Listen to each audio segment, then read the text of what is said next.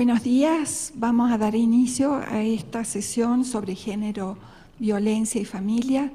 Si se han equivocado de lugar, no se vayan, porque si no vamos a perder una parte importante de nuestro público. Bienvenidas y bienvenidos. Tenemos aquí una estupenda mesa de 4 ponentes y para no demorar más, vamos a iniciar con la primera ponencia. Está a cargo de Rocío Corona Azanza, de la Universidad Autónoma de México, y su ponencia se titula Los gritos de Dolores, violencia y relaciones de género en Dolores Hidalgo, Guanajuato, durante el Porfiriato. Muchas gracias por estar aquí con nosotros. Rocío, y adelante. Gracias. Buenos días a todos.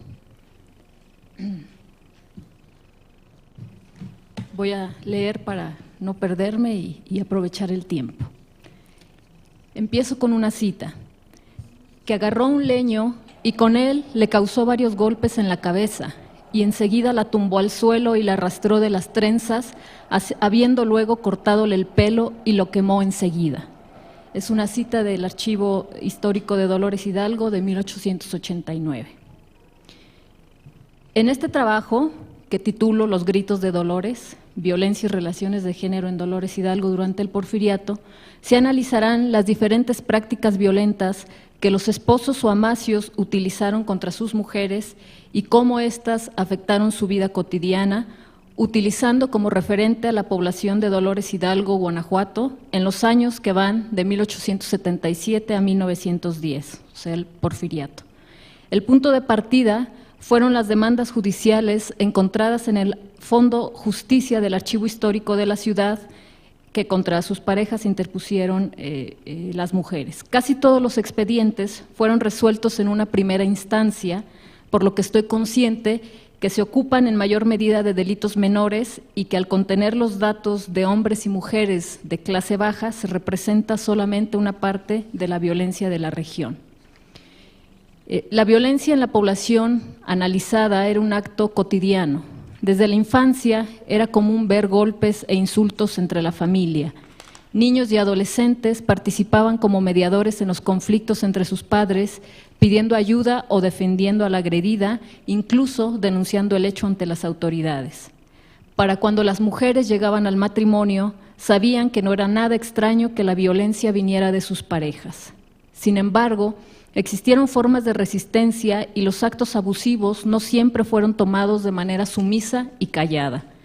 Las denuncias encontradas muestran que más allá de una sociedad estática, hombres y mujeres mantuvieron luchas fuertes en demanda del cumplimiento de los derechos y obligaciones que ambos creían tener, donde además las autoridades locales jugaron un papel muy importante al ser los receptores de las quejas, por lo que debemos preguntarnos también cómo participan estas autoridades y la propia legislación en la permanencia o reinterpretación del poder masculino.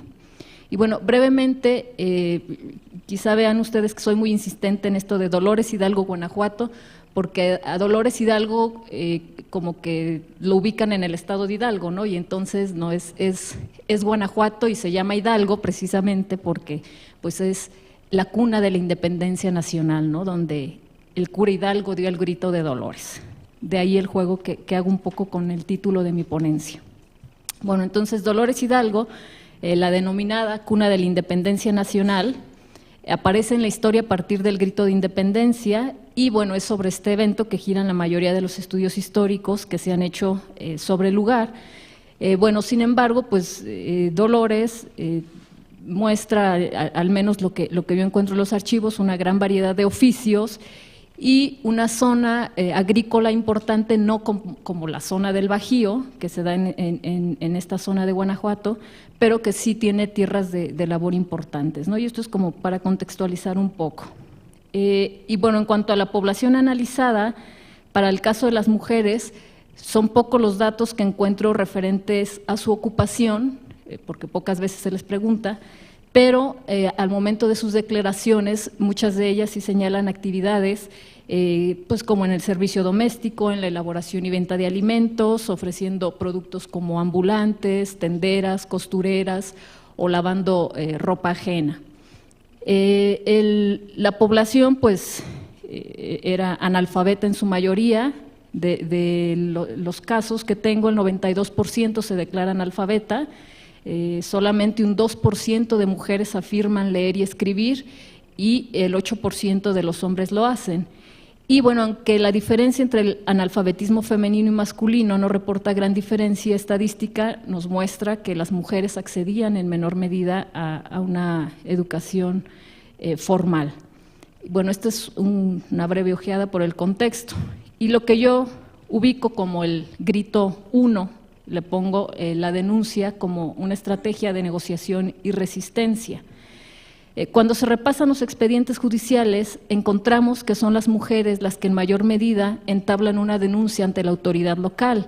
Ellas lo hacen en un 70%, mientras los hombres lo hacen en un 23% y muchas veces en su función de autoridad competente.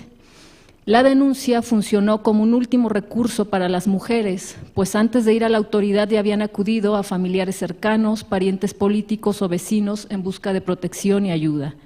Y es que entablar una denuncia no era tarea sencilla porque pues, la mujer se enfrentaba sola ante la autoridad y el agresor al momento de carear y exponer su caso, además del costo económico que le representaba, pues al estar su pareja en la cárcel, el poco ingreso económico que percibía se veía mermado, o bien porque tenían que trasladarse hasta la cabecera municipal para rendir su declaración. Por ello, no es de extrañar que la mayoría de los casos terminan otorgando el perdón a su agresor, incluso después de ataques sumamente violentos.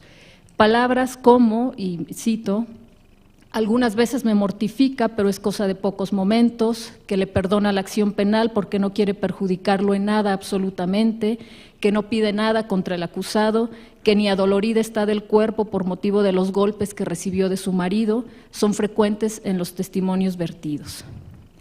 Sin embargo, y a pesar de que otorgaran el perdón, las mujeres, el hecho que destaco es que denunciaban y que aunque no era una práctica novedosa en el porfiriato, y ya para esto hay muchos estudios de historia, en esta etapa sí es muy significativo que estamos hablando de un parteaguas en la legislación, porque es a partir de 1871 que en el país se promulgan los códigos penales y civiles y que permiten que el sistema de justicia se ampliara a todas las poblaciones, logrando por primera vez desde la época colonial tener una incidencia directa sobre todo el territorio nacional.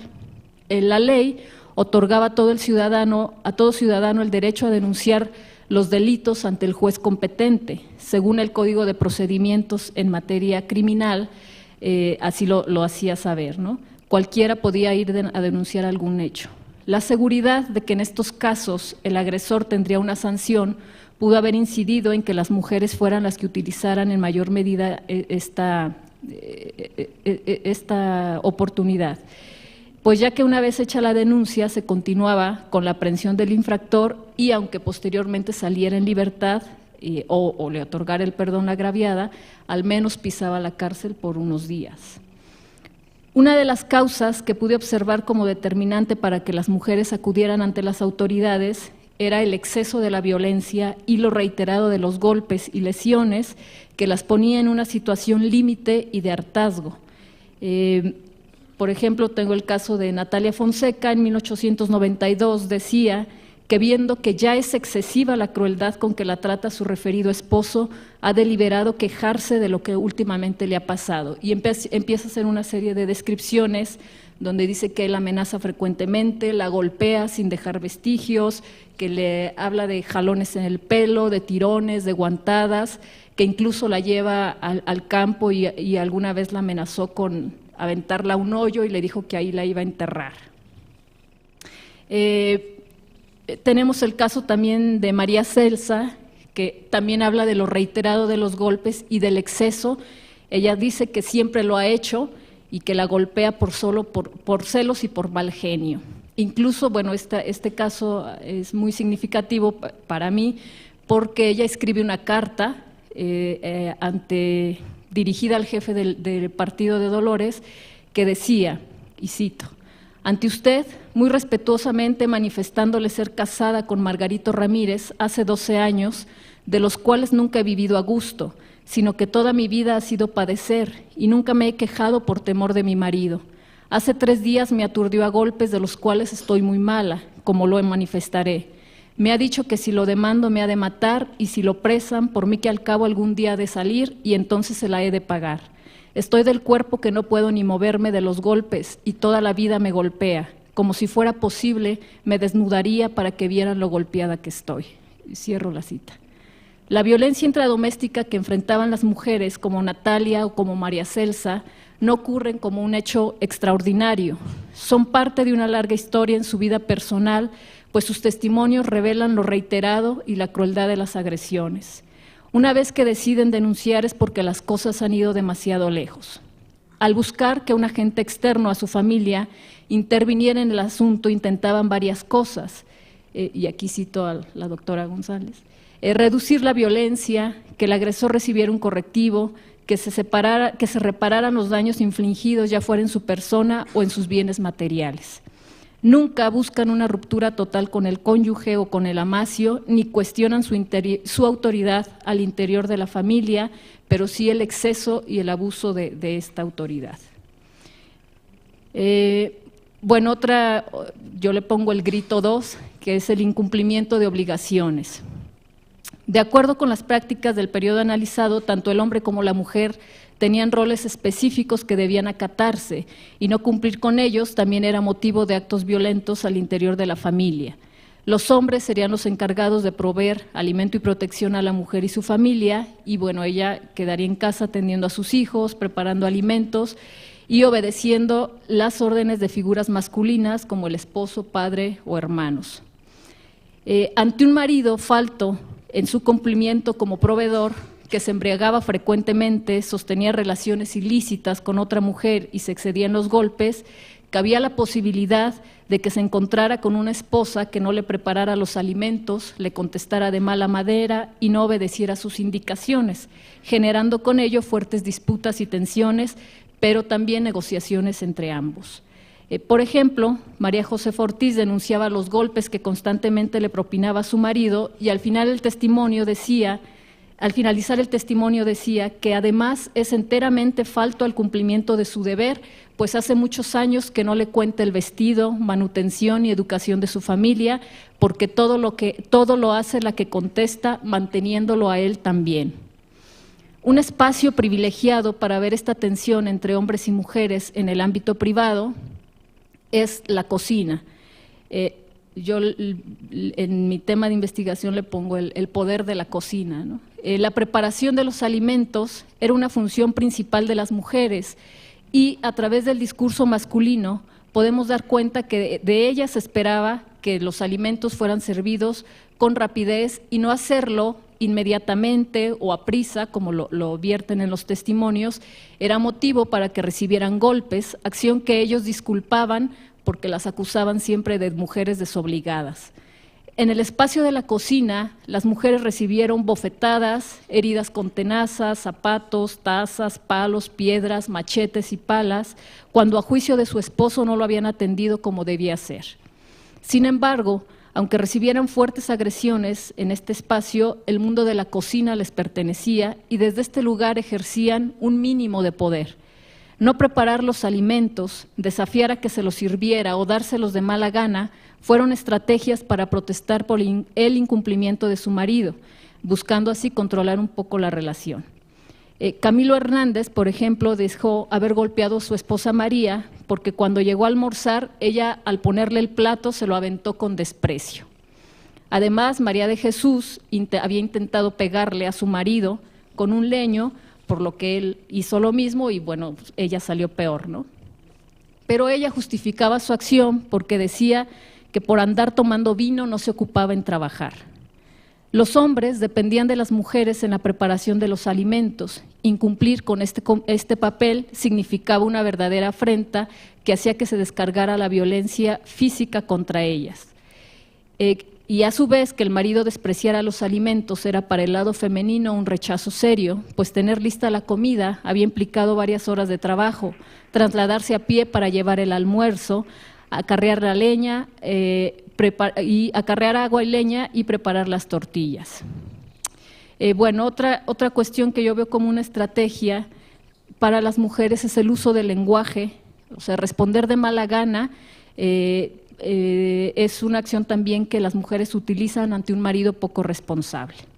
Entonces, el contestar de mal modo, y cito palabras que encuentro en los expedientes, con retobos, ser mujer de mal genio, llamar al marido o amacio, berijón, hijo de, y ponen puntos suspensivos, que la tenía muerta de hambre, fueron algunas de las palabras más utilizadas por las mujeres para retar la autoridad de los hombres. Un inadecuado lenguaje corporal a la vista de los hombres era también motivo de violencia, sobre todo si la mujer parecía enojada o su pareja consideraba que le hacía mala cara. El monopolio sexual. Los sucesos violentos desatados por el reclamo de derechos sexuales de la pareja que llegan a ser denunciados no son pocos. Una vez que una mujer cedía sexualmente ante el hombre, se entablaba una especie de monopolio por el cuerpo femenino del que difícilmente podía escapar, lo que implicaba un serio riesgo para ellos. Así tenemos mujeres que querían romper alguna relación con el hombre y fueron golpeadas por eso o bien amenazadas con palabras como que antes de dejarla la había de matar.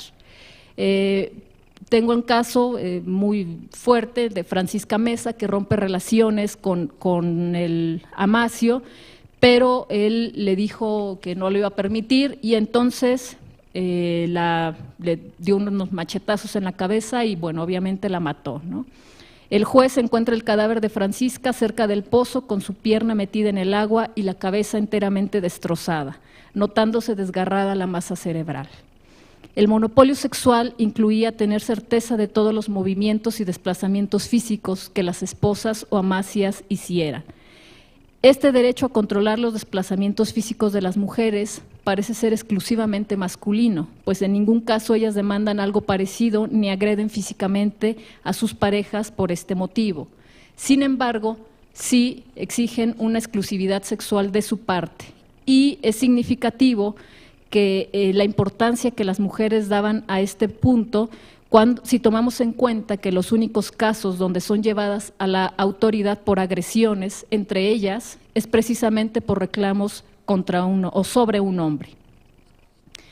Bueno, finalmente, ley y autoridad ante la violencia, lo voy a decir muy rápido. A la lista de contradicciones y terrenos en disputa sumamos el sistema legal que fungía como amparo y protección de las mujeres a través de la denuncia, pero también como un mecanismo con disposiciones que las dejaban en desventaja. Y entonces así tenemos que a través del código podemos ver que los casos o la violencia física contra las mujeres se perseguía o se penaba en mayor medida si había sido cometida en reunión o en un lugar públicos. Desgraciadamente, la mayoría de los casos, el 74% de ellos ocurre en casa o bien en sitios aislados. La existencia de evidencia era también fundamental para que los jueces determinaran una sanción, entonces incluso le pedían a las mujeres que describiera el número de golpes que le habían dado, si tenía evidencia física era más frecuente, era más fácil que se le penara.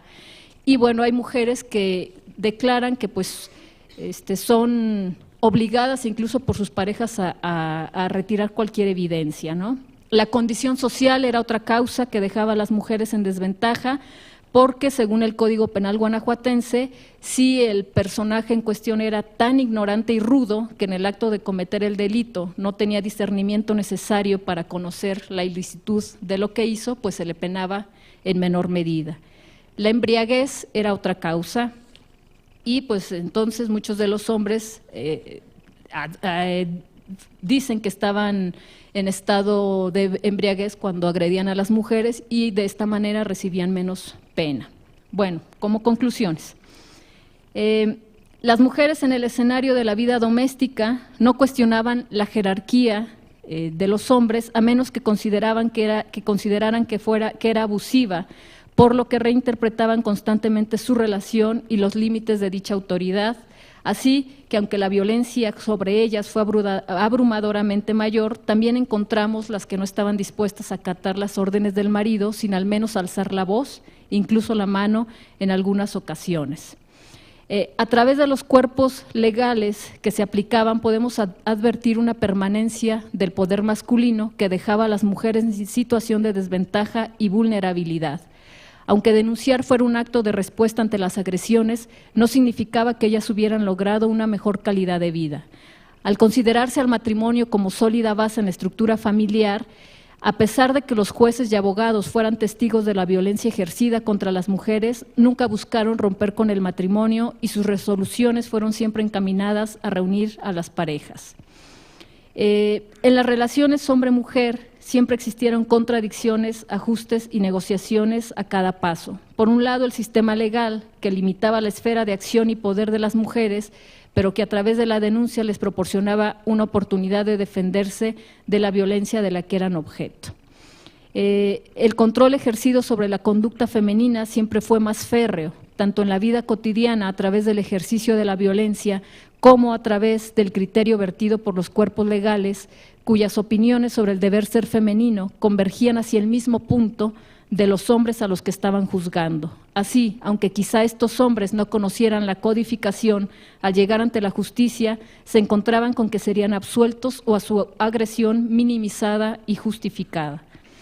Y bueno, finalmente, más allá de un Estado porfirista que perfilaba un país pujante y progresista, existía un México alterno, que podemos ver desde este pequeño espacio de Dolores Hidalgo y que detrás de la historia del padre de la patria y su grito libertario oculta silenciosamente otros gritos no menos importantes, los gritos de Dolores. Muchas gracias. Gracias, Rocío, por una presentación rigurosa y darnos una visión muy vívida a través de estos extraordinarios expedientes que nos permiten reconstruir la vida cotidiana en ciudades y comunidades rurales también. Bueno, ahora Claudia Ceja Andrade del Colegio de México nos va a hacer su presentación Entre el cuartel y la casa, una aproximación histórica de las soldaderas durante el siglo XIX. Gracias. Bueno, buenos días a todos. Doy lectura a mi ponencia. Émile de Kériatry, un militar francés que estuvo en México durante el Segundo Imperio, afirmaba que la soldadera era, y cito, la intendencia militar. Sin ella, el soldado mexicano tal vez moriría de hambre. 30 años más tarde, Heriberto Frías confirmaba lo dicho por Kériatry. Las mujeres estaban ahí y su vida transcurría entre el bullicio de la soldadesca, la brutalidad de las órdenes, los gritos, el redoble de tambores, los toques de diana, rancho y retreta. Vivían entre chozas formadas y la pólvora de los combates, llevando agua y tortillas después de la batalla. Sin lugar a dudas, la presencia de las mujeres en los ejércitos mexicanos era evidente. No obstante, al revisar los códigos, reglamentos o circulares militares, no hay indicio alguno de ellas y mucho menos de su contribución en dicha institución.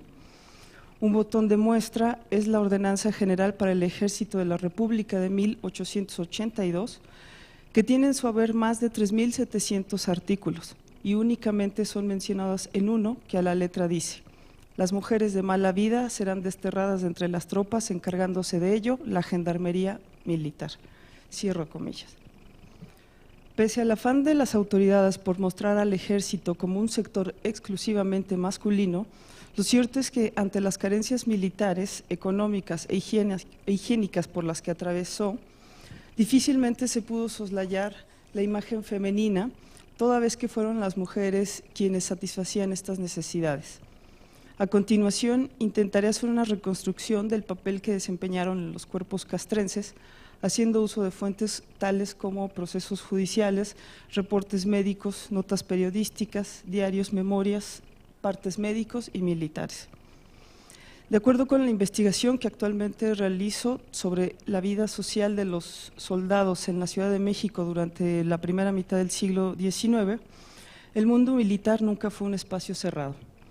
Dentro y fuera de él se crearon sociabilidades que iban más allá de la relación formal que los milicianos tenían con sus jefes o compañeros, vinculándose con comerciantes, sacerdotes y, por supuesto, mujeres, quienes regularmente estaban a su lado, siendo un apoyo significativo para ellos. Pocas mujeres pensaron vivir en el ejército. En todo caso, las circunstancias de la vida misma las fueron orillando a tal situación. Si sus compañeros eran reclutados obligatoriamente, debían seguirlos, pues tanto ellas como sus hijos y demás parientes dependían económicamente de estos hombres. Incluso, aunque no quisieran acompañarlos, terminaban haciéndolo ya que debían cumplir como esposas, es decir, procurarlos y atenderlos en todo momento. Esto es por lo que toca a sus mujeres, me refiero a las esposas o amasias, pues como mencionaré más adelante, hubo otras que fueron llevadas por la fuerza, a través del rapto, siendo difícil regresar a sus lugares de origen debido al estigma social que pesaba en su persona al vérseles junto con la soldadesca. De tal suerte que no les quedaba más remedio a estas mujeres que hacer vida marital con su ofensor y, si la relación llegaba a su fin, terminaban juntándose con otros miembros de la tropa. La vida cotidiana en el ejército era bastante precaria y difícil y las mujeres jugaron un papel clave para su subsistencia. Por ejemplo, la falta de cocinas en los cuarteles y de personal encargado de realizar los alimentos para los soldados provocó que las autoridades permitieran la entrada no solo de sus mujeres, quienes les llevaban de comer, sino también de expendedores para que compraran lo mínimo necesario, proliferando a su vez las fondas y despachos de bebida por las zonas militares. La venta de víveres en los cuarteles era común, siendo las mujeres quienes se encargaban del negocio. Por lo tanto, algunas entraban no porque tuvieran ahí a su pareja, sino porque abastecían a toda la compañía de café, azúcar, tabaco, pan y productos prohibidos como alcohol o marihuana que escondían estratégicamente en las canastas o en las zonas menos visibles de su cuerpo, pasando desapercibidas durante la auscultación de los vigilantes. Por supuesto, debe destacarse que esta convivencia diaria, las más de las veces, daba paso a relaciones afectivas entre ellos. Algunas fuentes sugieren que las soldaderas rentaban cuartos cerca de los cuarteles y que compartían con 4 o 5 mujeres más.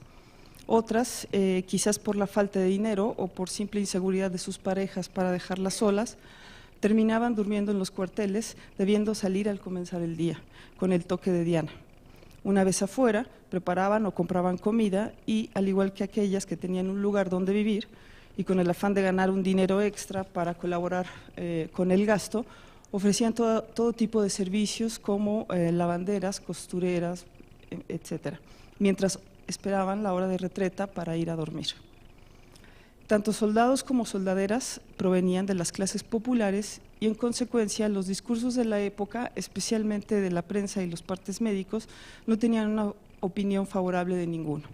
Los soldados, dada su condición social y económica, eran considerados gente sin educación o, peor aún, vagos, ociosos y criminales. Y su contraparte femenina tampoco se salvó de este tipo de clasificaciones, pues aunque se enaltecieron sus virtudes y la función tan importante que cumplía en el ejército, la mayoría ponía el acento en su moral liviana, sus comportamientos violentos y sus prácticas sexuales. Escritores, médicos y militares hicieron descripciones espléndidas sobre la forma como vivían los miembros de la tropa. Sin embargo, tal parece que sus miradas solo se centraron en el mundo masculino, apartándose del femenino, pues cuando intentaron explicar sus comportamientos, las presentaron como mujeres poco comprometidas con sus hombres y de costumbres relajadas, al grado que se intentó hacer una distinción entre buenas y malas, pero con poco éxito, como veremos a continuación. Heriberto Frías, para definir a la genuina soldadera, dijo lo siguiente: es la compañera abnegada, no la concubina cínica. Ella era quien estaba al servicio del soldado y lo acompañaba todo el tiempo. La otra, según sus palabras, era, y cito, una prostituta del cuartel, un abyecto jirón humano, hediondo, perpetuamente ebria y último ser en la escala social.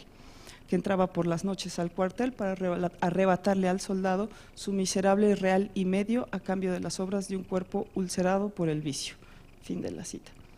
A diferencia de lo dicho por Heriberto Frías, el médico Agustín García apuntaba que la soldadera no tenía una relación estable con un soldado, y aunque así la fuera, ella le ofrecía toda clase de atenciones y cuidados propios de la vida conyugal, menos la fidelidad que olvidaba cada vez que el aislamiento de algún otro soldado la provoca. Fin de la cita. Para él, la soldadera era la prostituta del ejército, distinguiéndola de aquella que siempre estaba al lado del marido, cocinando, lavando, cuidando a los niños y aguantando la miseria en la que vivía. Esta mujer era, según este Galeno, producto del hogar destrozado por el paso inexorable del reclutamiento. Y desde luego había que hacer una diferencia entre una y otra.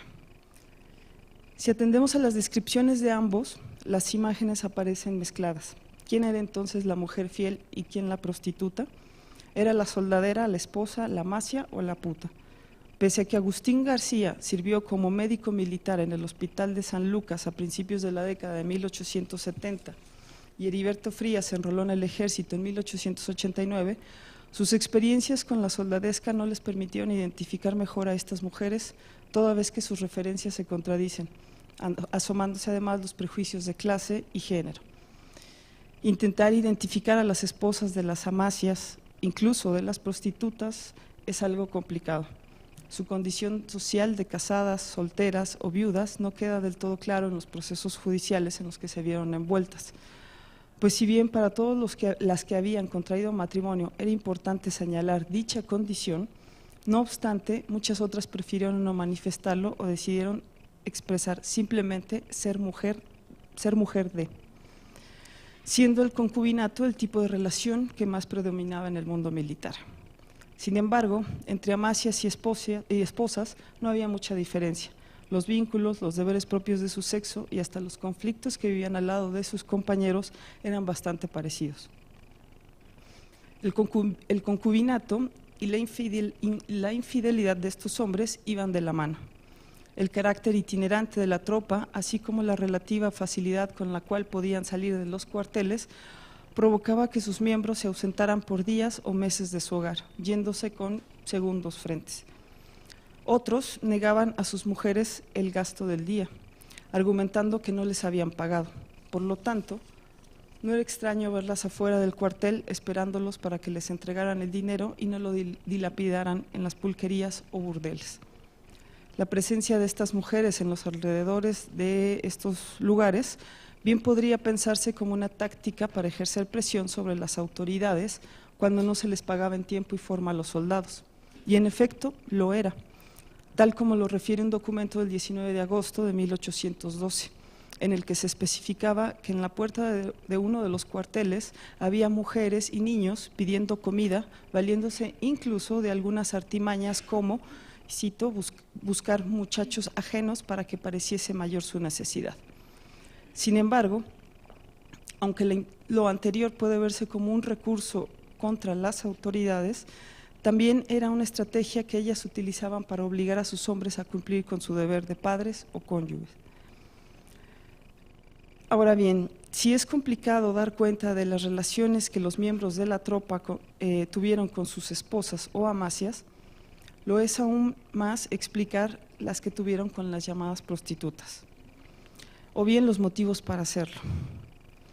Para el médico Agustín García era sencillo: si las soldaderas se prostituían era porque el aislamiento de un soldado las provocaba.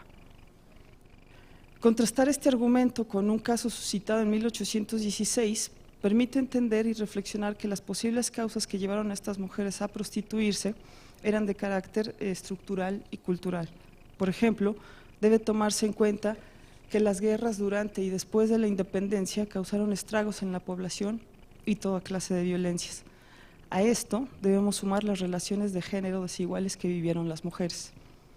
En una carta fechada el 18 de octubre de 1816, el virrey de Apodaca preguntaba el motivo por el cual 17 mujeres estaban en la cárcel de la capital, respondiéndosele que varios soldados estaban riñendo a causa del amancebamiento con ellas Y como los excesos fueron tan desproporcionados, se decidió enviarlas a prisión porque, y cito, no se pudo sostener el buen orden ni la disciplina militar.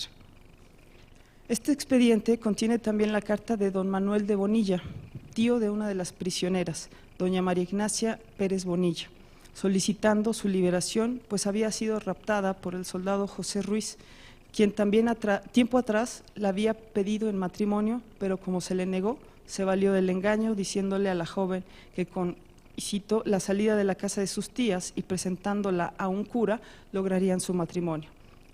Fin de la cita. Explicaba además que su sobrina era menor de edad y de familias notoriamente nobles, en real servicio, en religiones y entroncada con el actual obispo de Puebla.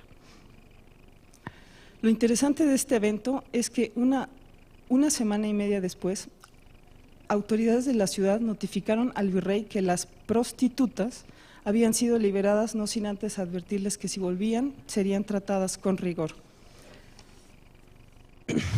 Gracias. Si estas mujeres fueron secuestradas, abusadas física o sexualmente, esto nunca fue tomado en cuenta. Tampoco se reprendió a nadie por encerrarlas en el cuartel y mucho menos importó si contaban con los medios suficientes para regresar a su lugar de procedencia. Si bien esta situación era común en la época, en tiempos de guerra se potenciaba aún más. En algunos partes militares se informaba sobre la captura de mujeres que eran llamadas prostitutas o corrompidas solo porque sus familiares, hombres, pertenecían al bando contrario, sin importar si eran esposas, hijas o madres, o si habían sido partícipes en los conflictos bélicos. De igual forma, recibían un castigo, ya fuera rapándoles la cabeza, exhibiéndolas públicamente con el torso desnudo, violándolas, etc. Como cualquier joven, militares de todo rango comenzaban relaciones de cortejo y noviazgo a una edad muy temprana. Por supuesto, la noticia de una guerra y su futuro traslado a los lugares de conflicto hacía que, ante la posibilidad de estar lejos del ser amado, se planeara un rapto en contubernio con su enamorada, y en otros casos, sin su consentimiento. Una vez raptadas por medio de la persuasión o la fuerza, el sentir y la opinión de las víctimas quedaban al margen, luego que el honor mancillado no era el suyo, sino el de la familia o, para decirlo con mayor precisión, el del padre o tutor, quien a su vez exigía del agresor la reparación del daño en efectivo o bien con el maridaje, independientemente de que la voluntad de las jóvenes fuera la contraria. Por la fuerza o por amor, lo cierto es que estas mujeres de la noche a la mañana se encontraban en un medio completamente ajeno al suyo, compartiendo nuevas experiencias junto a desconocidos, dando cuenta de que sus Juanes, como comúnmente se les decía a los soldados, difícilmente se casarían con ellas porque gustaban de tener amantes o simplemente porque ya estaban casados. Por lo tanto, sin poder regresar a sus casas y cargando con el estigma de haber sido de uno o varios hombres, terminaban convirtiéndose en las prostitutas de toda una compañía a cambio de dinero, comida o un lugar donde vivir. Ante tales circunstancias, una cosa es clara: intentar ofrecer una definición de la soldadera es por demás complicada. De acuerdo con las fuentes que hasta el momento he localizado, las ideas sobre estas mujeres son contradictorias. Mientras que para unos la soldadera era la mujer fiel y sumisa, para otros era aquella que se acostaba con cualquier soldado. Sin embargo, más allá de las definiciones, como esposas o amantes, estas mujeres compartían algo: una violencia de género, económica, doméstica y sexual que es necesario documentar. Hacer una investigación exhaustiva al respecto permitirá conocer el tipo de violencias, así como las relaciones conflictivas que estas mujeres vivieron al lado de los soldados, viéndose reflejado además el papel colaborativo y de apoyo mutuo, pues cuando la situación así lo ameritaba, no solo sus parejas, sino también madres, hermanas e hijas eran solidarias con ellos, llevándoles de comer al calabozo, asistiéndoles en la enfermedad, curándoles la borrachera o enviando esquelas a diversas autoridades solicitando el indulto por algún delito o falta que habían cometido estando en servicio. En todo caso, es visibilizar las formas de participación femenina en los ejércitos mexicanos. Gracias.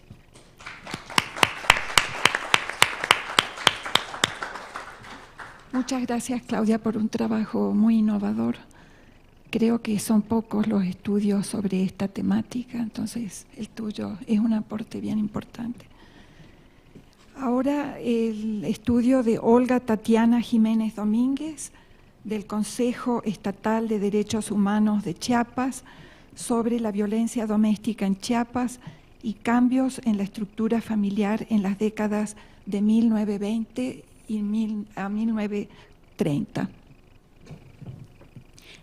La presente ponencia aborda el problema de la violencia doméstica en Chiapas durante 2 décadas que abarcan los años 20 y 30 del siglo pasado, a través del análisis de la prensa periodística, con el objetivo de conocer el significado social atribuido a la violencia doméstica durante ese periodo histórico. Los discursos periodísticos permiten identificar los cambios en la posición política de las mujeres, sus repercusiones en la estructura familiar y la respuesta masculina ante esta situación. A lo largo de la década de 1920 en Chiapas, las mujeres fueron ganando espacios públicos de manera paulatina, de tal manera que en 1925 se les reconoció a las mujeres chiapanecas la posibilidad de votar y ser votadas para puestos de elección popular. Este reconocimiento implicó una mayor política de un sector de mujeres, mestizas y clase medieras. En este mismo periodo también se incrementó la incorporación de las mujeres al trabajo remunerado, sobre todo en las actividades de docencia y como oficinistas. Tomando como punto de partida la lectura de diversos periódicos estatales publicados en la década de 1920 y 30, se construyó la presente ponencia. Esta se compone de 2 apartados. El primero aborda los cambios en el orden de género establecido en la dinámica doméstica, la incorporación de las mujeres chiapanecas al trabajo remunerado y a los espacios políticos, es decir, su impacto al interior de algunas familias. En el segundo apartado, analiza la forma en que la prensa chiapaneca del periodo abordó los casos de violencia contra las mujeres, para entender cómo concebían algunos sectores de la sociedad chiapaneca de ese periodo el problema de violencia contra las mujeres y la violencia doméstica, pero también se reflexiona en esta ponencia sobre la forma en que este nuevo posicionamiento permitió que algunas mujeres cuestionaran públicamente la violencia que ejercían los hombres sobre ellas, deslegitimando así las estructuras patriarcales. Discurso sobre las mujeres y la familia en la prensa chiapaneca, de 1920 a 1940. En Chiapas, durante el periodo estudiado, predominó la prensa política. La mayoría de las notas periodísticas se referían a cuestiones públicas y de interés general, como la administración de los gobiernos y la participación de los funcionarios públicos, así como notas sobre la alta sociedad, eventos sociales, secciones culturales y de opinión. Sin embargo, algunos artículos expresan el sentir sobre la participación política de las mujeres, siendo en estos donde se vertieron diversas opiniones sobre la educación femenina y la participación dentro y fuera del espacio doméstico. Pero en los periódicos locales, varias mujeres también publicaron sus opiniones y expresaron sus demandas sobre temas como educación, política, trabajo y derecho a vivir libres de violencia. En esa época aún no existían secciones como la Nota Roja, que informan acerca de hechos violentos o sanguinarios. Tampoco se mencionan peleas domésticas, atentados contra las mujeres, agresiones sexuales y asesinatos. Es decir, los hechos violentos ocurridos contra las mujeres comúnmente no se reportaban en los periódicos y casi nunca salían a la luz pública y por lo tanto se mantenían a nivel privado o doméstico. Los periódicos mencionan solo algunos incidentes relacionados con la violencia ejercida contra las mujeres. Estos silencios en torno al tema, desde mi perspectiva, consolidan la idea de que la violencia contra las mujeres no era considerada una problemática de primer orden social.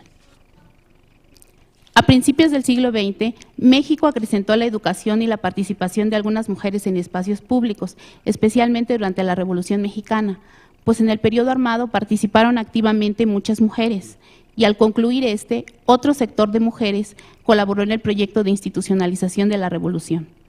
En algunos estados de la República, las ideas feministas tuvieron mayor repercusión que en otros.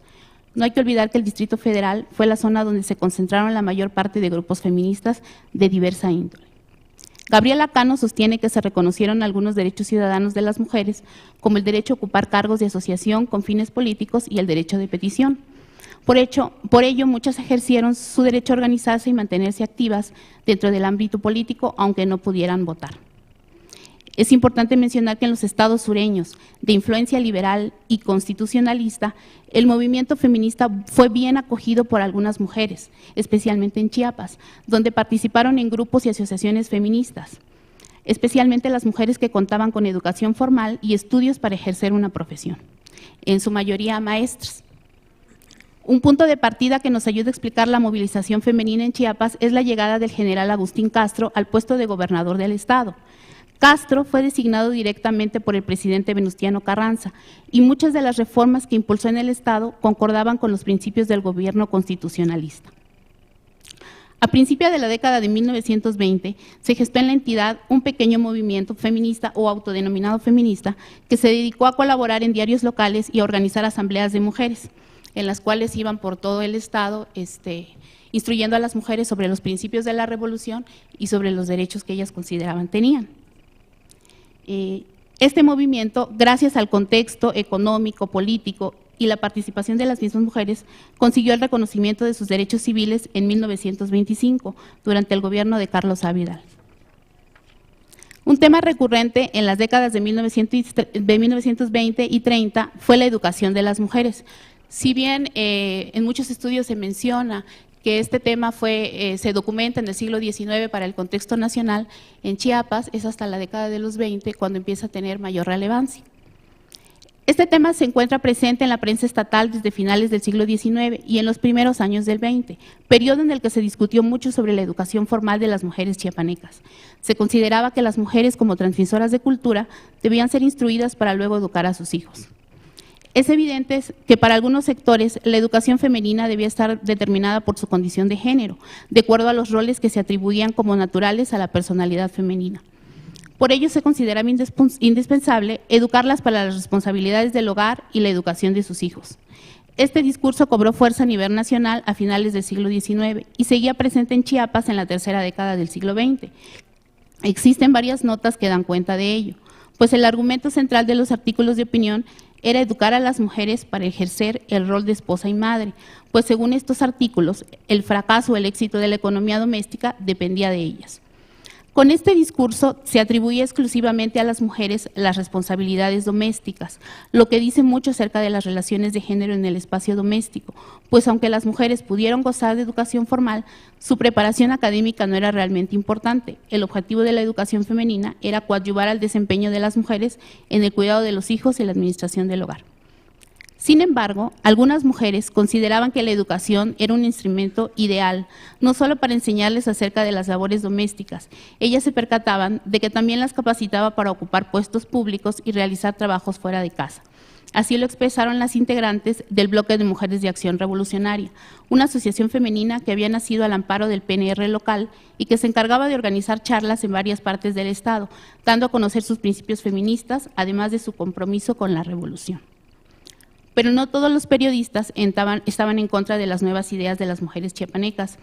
Varios de ellos consideraban que el desafío femenino al discurso tradicional representaba la consolidación de las políticas anticlericales del periodo. En un artículo periodístico titulado «Las alumnas de la escuela normal piden la supresión del matrimonio civil», el autor elogia las reflexiones de las jóvenes mujeres, quienes para obtener sus títulos como maestras normalistas presentaron exámenes profesionales, donde el argumento principal era la liberación femenina.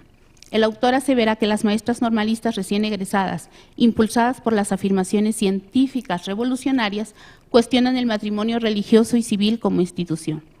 Los discursos de las alumnas representan un cuestionamiento a las estructuras sociales que regían las relaciones de género en la sociedad y que controlaban los cuerpos de las mujeres y las limitaban en el ejercicio de su sexualidad, exigiéndoles mantenerse vírgenes hasta el matrimonio.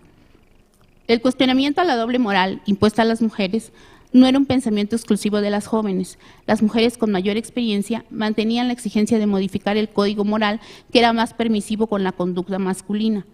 En un texto escrito en 1937 en la prensa local, una mujer se refiere a la emancipación femenina y da cuenta de los logros obtenidos por las mujeres de esa época respecto a la autonomía económica y laboral que comenzaban a adquirir, pero también denunciaba que la emancipación moral era mucho más difícil de conseguir. Los valores femeninos convencionales, anteriormente tan estimados por considerarlos fundamentales para el cuidado y preservación de la familia, a partir de los primeros años del siglo XX comenzaron a resquebrajarse. Sin embargo, estos mismos valores adquirieron importancia en el contexto político, pues se consideró que las virtudes femeninas podían enriquecer la vida pública y política del país. En la prensa chiapaneca del periodo, la existencia de notas periodísticas que hacen referencia a la lucha por el reconocimiento de los derechos de ciudadanía de las mujeres, se alegaba que la personalidad femenina era una cualidad positiva para el ejercicio de la política, especialmente porque se creía que las mujeres mantenían una actitud conciliadora que trasladarían al escenario público y político. Otras voces consideraban que esta actitud demostraba debilidad e incapacidad por parte de las mujeres para ejercer políticamente, especialmente respecto al tema del sufragio femenino. En la prensa local se vertieron ideas a favor y otras en contra de quienes expresaban temor por la incapacidad femenina para desarrollar el trabajo político y de cualquier índole. La política y los espacios que representaban el poder público eran considerados exclusivos del dominio masculino, mientras que los espacios de índole doméstica eran tradicionalmente atribuidos a las mujeres. Por lo tanto, con la incorporación de algunas mujeres a estos espacios, comenzó a discutirse la función que éstas ejercían en el hogar. Existía cierta preocupación acerca de lo que ocurriría cuando las mujeres se incorporaran al trabajo remunerado. Algunos periodistas consideraban que estos cambios impactarían en el ámbito doméstico. La prensa recogió diversas ideas en torno al tema. En la prensa local, inclusive poetas del periodo publicaron algunos versos con relación a la incorporación de las mujeres al trabajo remunerado y también cómo esto cambiaría en las estructuras de género y los roles domésticos, los roles atribuidos a mujeres y hombres en el ámbito doméstico.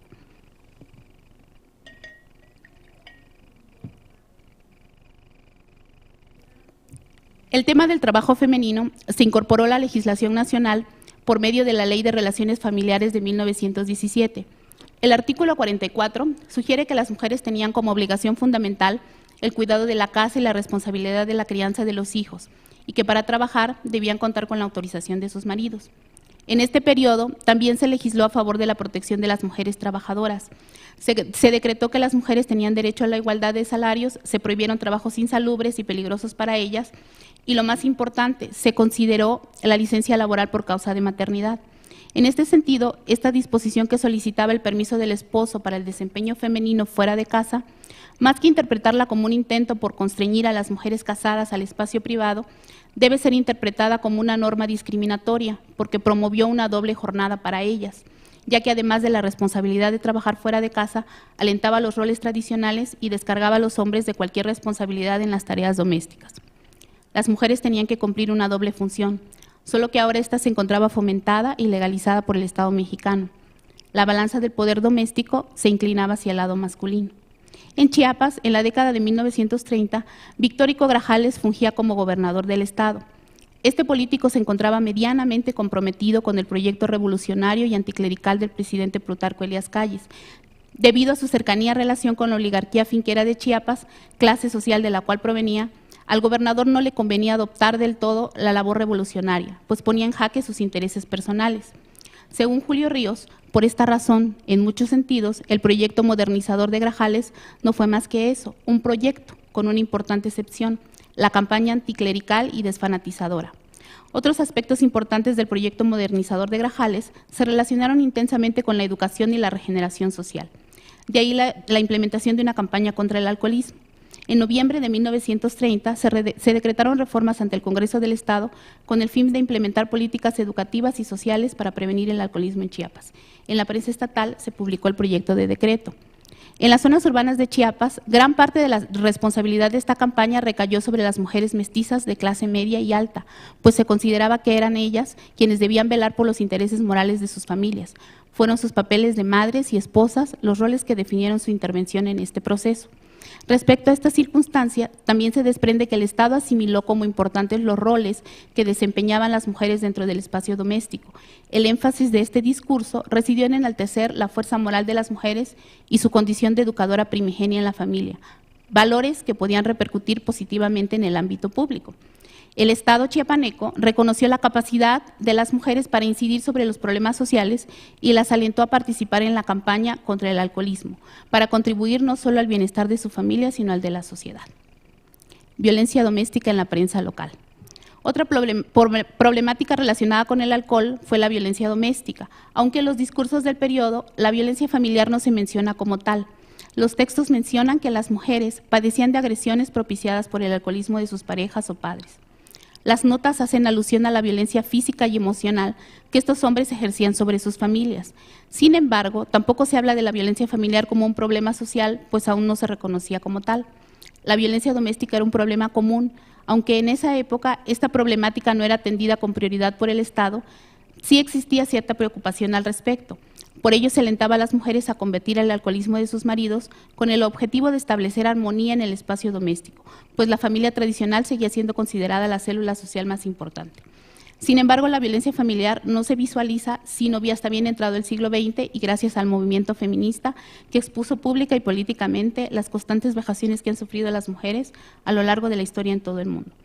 Para 1930, en la legislación nacional, específicamente en la Ley de Relaciones Familiares, producto de la Constitución de 1917, solo existe una referencia a la violencia doméstica y se entiende como el delito de sevicia, motivo o causal de divorcio, tal como se establece en el artículo 76 de esta ley, pero no se habla de sanción alguna para quien cometiera este delito. Tal vez muchas mujeres recurrieron al divorcio como una estrategia para terminar con la violencia doméstica que se cernía sobre ella. En realidad, este recurso no era algo nuevo para las mujeres. Anteriormente, en la época colonial y en el siglo XIX, las mujeres habían utilizado las peticiones de separación matrimonial para terminar con la violencia que sus maridos ejercían contra ellas. El delito de sevicia hacía alusión a la violencia doméstica y la Ley de Relaciones Familiares consideró dos modalidades de la misma. La sevicia consistía en atentados físicos y psicológicos contra uno de los cónyuges. Si se hace un análisis minucioso de la ley, se encontrará que también se consideraban otras formas de violencia, como las conocidas hoy en día como violencia patrimonial y económica. Esto se puede ver en otras causales de divorcio que hablaban de abandono familiar por parte del marido y atentar contra el patrimonio material del o la cónyuge.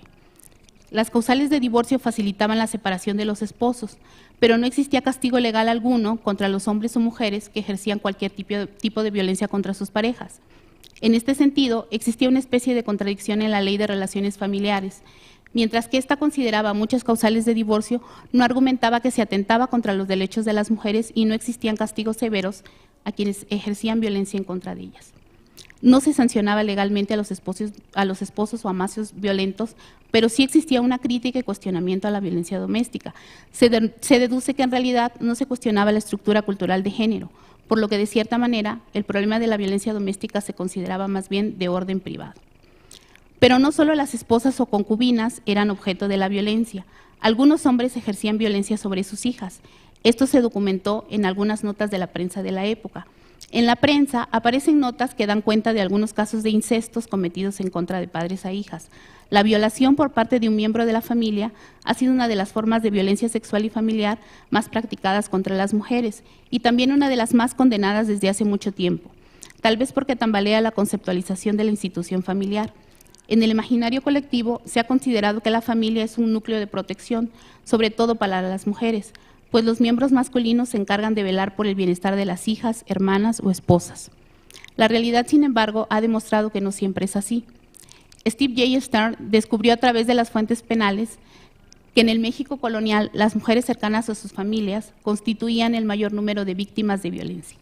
Bueno, quiero cerrar con una cita que me parece fundamental, en la que una mujer, específicamente una mujer chiapaneca, habla de lo que está sucediendo en ese contexto. Aún en época de cambios y mejoras para el sector femenino, también las mujeres que participaban activamente en la lucha por la conquista de sus derechos confesaron haber padecido violencia familiar, tal como lo expresó una feminista chiapaneca de este periodo. Ella misma, por preparada que se sienta para la vida, sabe que lleva sobre sí la canción de la sociedad de que forma parte, y por no romper lanzas contra esa sociedad, por no ser objeto de su censura, soporta a veces, calladamente en la quietud del hogar, vejaciones que en nuestra época de decantada civilización dicen muy poco en pro de esa evolución y de esas conquistas femeninas. Gracias.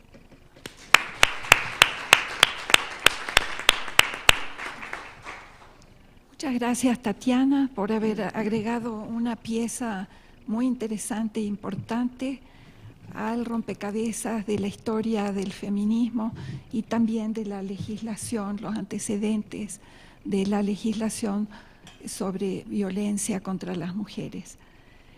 Ahora nuestro último ponente, Carlos Alberto Reyes Toski, de la Universidad Autónoma Metropolitana de Iztapalapa, nos va a presentar el trabajo Las mujeres de la Ciudad de México durante la ocupación norteamericana. Gracias, buenos días a todos. Voy a permitirme leer unas partes de la ponencia, alternándola con una serie de comentarios al margen, ¿no?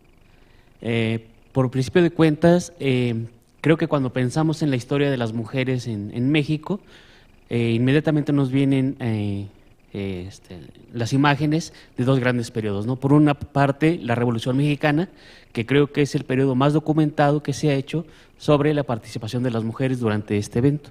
O sea, hay una gran diversidad de fuentes, desde corridos, fotografías, novelas, cuentos, en fin, toda una serie de fuentes que permiten tener un acercamiento a cómo fue la participación de las mujeres durante la Revolución Mexicana, ¿no? Y el otro gran momento en donde podemos ubicar o está en el imaginario social, precisamente la participación de las mujeres, es durante la Guerra de Independencia. Esto sobre todo a partir de la participación de tres de ellas, ¿no? Josefa Ortiz de Domínguez, Gertrudis Bocanegra y Leona Vicario. Entonces, pero ¿qué pasaba con las mujeres y su participación en otra serie de eventos? Como por ejemplo fue el caso de la guerra con los Estados Unidos, ¿no? Y eso es precisamente de lo que se va a tratar mi ponencia, la cual he intentado abordar o he abordado desde el punto de vista de la historia social con una de sus diferentes derivaciones, que es la historia de la gente común, como diría Hobsbawm, o de los grupos populares, ¿sí? Entonces, básicamente ese será el enfoque con el que yo abordo el estudio de las mujeres durante este periodo.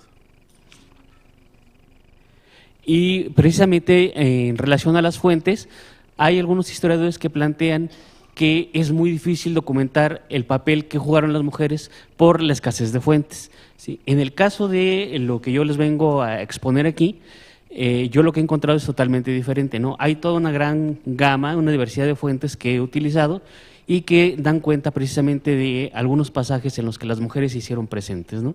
En el caso del tema de la intervención norteamericana, las fuentes que existen son las crónicas del periodo, los periódicos, los documentos de archivo, inclusive hay una fuente muy interesante que son los calendarios que se imprimían en aquellas épocas, que también dan cuenta del papel que juegan algunas mujeres y sobre todo también la historiografía del periodo, ¿no? Entonces, fuentes para este caso, o al menos para este caso sí las hay, y son, están dispersas, eso sí, pero bueno, yo creo que es la labor del historiador, ¿no? Como que darle, buscar esa serie de fuentes y tratar de explicar o dar una explicación coherente de algún problema o proceso.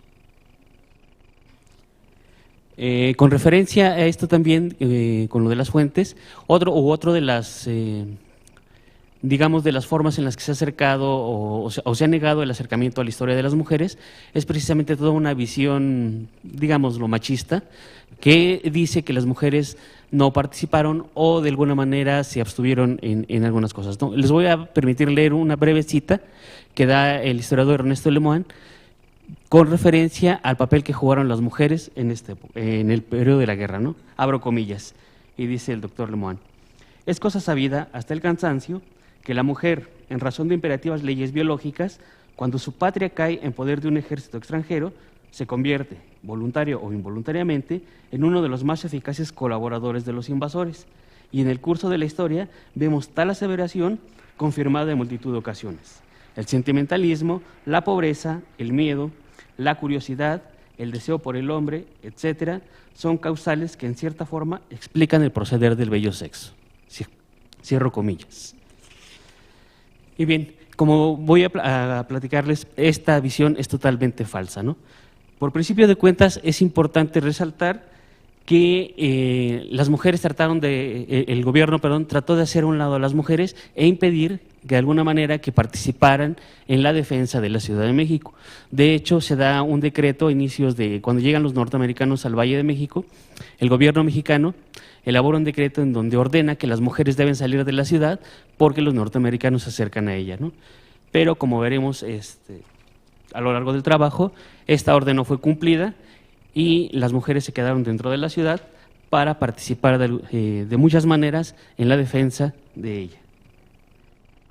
Pese a lo que consideraban las autoridades civiles y militares mexicanas, las mujeres se hicieron presentes en los frentes de combate durante las batallas del Valle de México. En Padierna, muchas de ellas, provenientes de las clases bajas, se convirtieron en soldaderas que siguieron a las tropas mexicanas y le prestaron servicios como enfermeras. En este mismo sentido, algunas de las novelas que tienen como telón de fondo el tema de la guerra nos describen entre sus personajes algunas de las mujeres que se encargaron de proporcionar auxilio, como ya decimos, como enfermeras, pero también como cocineras en las tropas mexicanas. Desconocemos el número de mujeres que participó en la guerra y si formaron parte de algún cuerpo o batallón del ejército mexicano. Pero aquí cabe hacernos la siguiente pregunta. ¿Solo estas acciones se circunscribió la participación de las mujeres durante la guerra, antes de ser ocupada la ciudad? Evidentemente que no.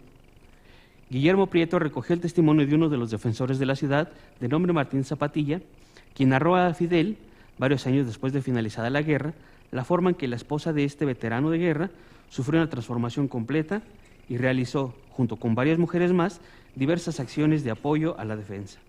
Este grupo de mujeres salió a las calles, acudió a las iglesias para promover oraciones y triduos en favor de la causa mexicana, enviaron hilos a los hospitales, recogieron limosnas y, lo más interesante, escribieron y repartieron proclamas y folletos que invitaban a los habitantes de la Ciudad de México a defenderla.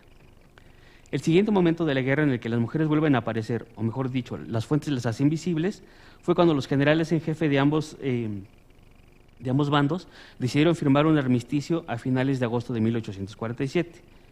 El día 27 de ese mes se suscitó en las calles de la Ciudad de México un acontecimiento que mostró a los norteamericanos que la toma de la capital no iba a ser una tarea fácil.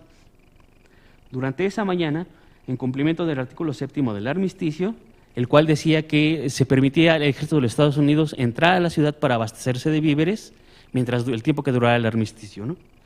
Entraron a las calles de la ciudad más de 100 carros del ejército norteamericano que llegaron hasta el Zócalo.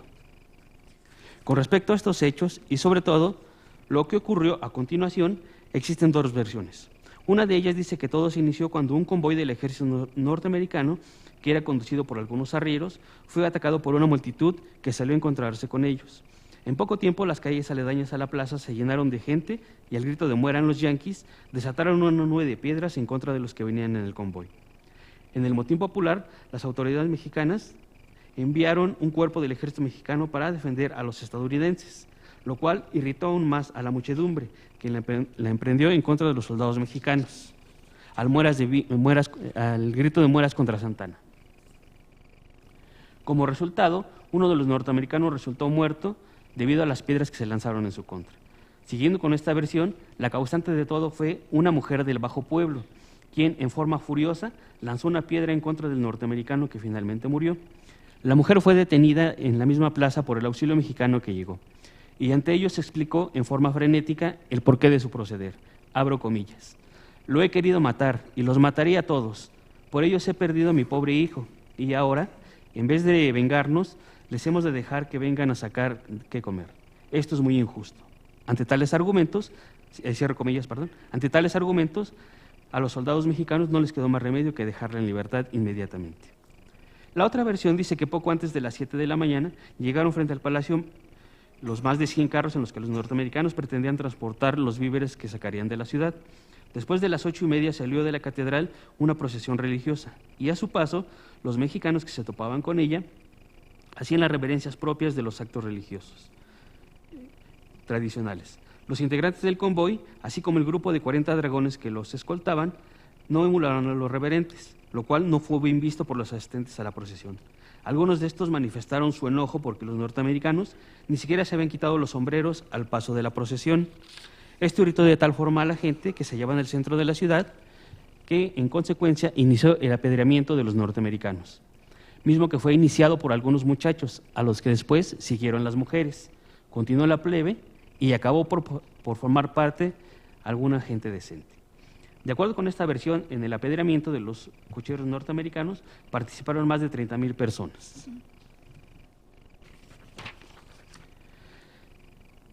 Horas antes de que la ciudad fuera tomada, las capitalinas dejaron sus casas y se entremezclaron con la multitud en las calles de la ciudad, buscando comprar alimentos para su familia o para llevárselos a sus familiares en los puntos donde estuvieran destacamentados en espera de hacer frente a los norteamericanos. También acudieron a los edificios públicos a solicitar información sobre la suerte que habían corrido sus padres, compañeros, hijos, vecinos o amigos. Posteriormente, los días 14, 15 y 16 de septiembre, se suscitó en varios puntos de la ciudad un levantamiento popular que tuvo como justificación la presencia de los norteamericanos. Durante esos días se libraron combates entre los capitalinos y los norteamericanos, en los que la presencia de las mujeres fue muy notable.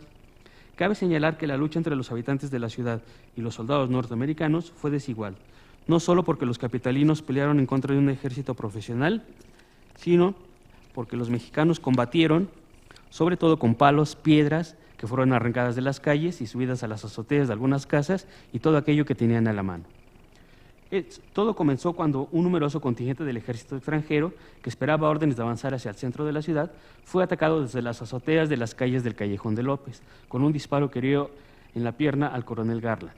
Ante ello, los norteamericanos desataron una feroz reacción en contra de los atacantes, quienes a su vez contraatacaron, generalizándose así combates en varios puntos de la ciudad, en los que las mujeres pelearon sin utilizar más armas que sus propias manos. Aquí hay una cita muy interesante que les voy a leer y dice lo siguiente, ¿no? Abro comillas. Se veía oscuro de tanta piedra, polvo y gritos, maldiciones y aullidos. Sale una columna de la calle de los rebeldes. El Hospital Real se vuelve como un volcán. La multitud pasaba arrancando las piedras. El fuego era vivísimo. Unos pelean, otros acarrean. Todo parecía hueco. De por las cornisas, de los portes, de los pretiles, salían bocas de fusil. Las mujeres hacían gran escándalo. Llevaban agua, acarreaban heridos, vitoreaban, alentaban, se hacían de los yanquis, desarmando, arañando, mordiendo a los que cogían dispersos. Esta cita fue proporcionada por un informante de Guillermo Prieto. Cierro comillas. Cuando Winfield Scott llegó, general en jefe de las tropas invasoras, logró llegar a la Plaza Mayor y salió al balcón de Palacio Nacional, las mujeres que se encontraban en ese punto pasaron de las burlas y los insultos a arrojar piedras en contra de los norteamericanos que tenían a tiro. Abro comillas. Scott estaba con su guri-guri en el balcón de Palacio, como quien predica en el desierto. Grupos de mujeres desde abajo le gritaban, «Cállate, Costalón, sí, brujo, sí, tío Jonrana». En la esquina de la Plaza del Volador, y subido como en lo alto, estaba un hombre, pelón, de ojos muy negros, de cabello lanudo y alborotado, de chaquetón azul, que hablaba muy al alma. Su voz como que tenía lágrimas, como que esponjaba el cuerpo. Las mujeres nos dan el ejemplo. ¿Que ya no hay hombres? ¿Que no nos hablan esas piedras en las azoteas? Cierro comillas. En otro punto de la ciudad, en la calle de Santa Teresa, al fragor de los combates, un norteamericano hirió con la culata de su fusil y destrozó el cráneo de una niña. Y de entre los muchos que se indignaron en el acto y se lanzaron contra los norteamericanos, estaban una gran cantidad de mujeres. Pero algunas de ellas no solo actuaron espontáneamente movidas por un afán de venganza momentánea en los ataques hacia los norteamericanos. También las hubo quienes formaron parte de contingentes de guerrillas urbanas un poco más organizadas, aunque éstas estuvieran conformadas por los indeseados léperos. Y aquí abro otra cita textual que dice la siguiente. Yo no sé cómo por las puertas de Tecolote y el clérigo se encendió más feroz la jicotera. Ahí fue el gallo Ezequio Fandango, leperillo que apenas le pintaba el bozo, risueño, franco, bravo, enamorado. Junto a Ezequio corrió un muchacho con el sombrero y el funtiño hecho pedazos, con su bandera negra con la calavera en el centro. En las fuerzas de Ezequio figuraban bullangueros todos esos malditos muchachos que no tienen Dios ni ley.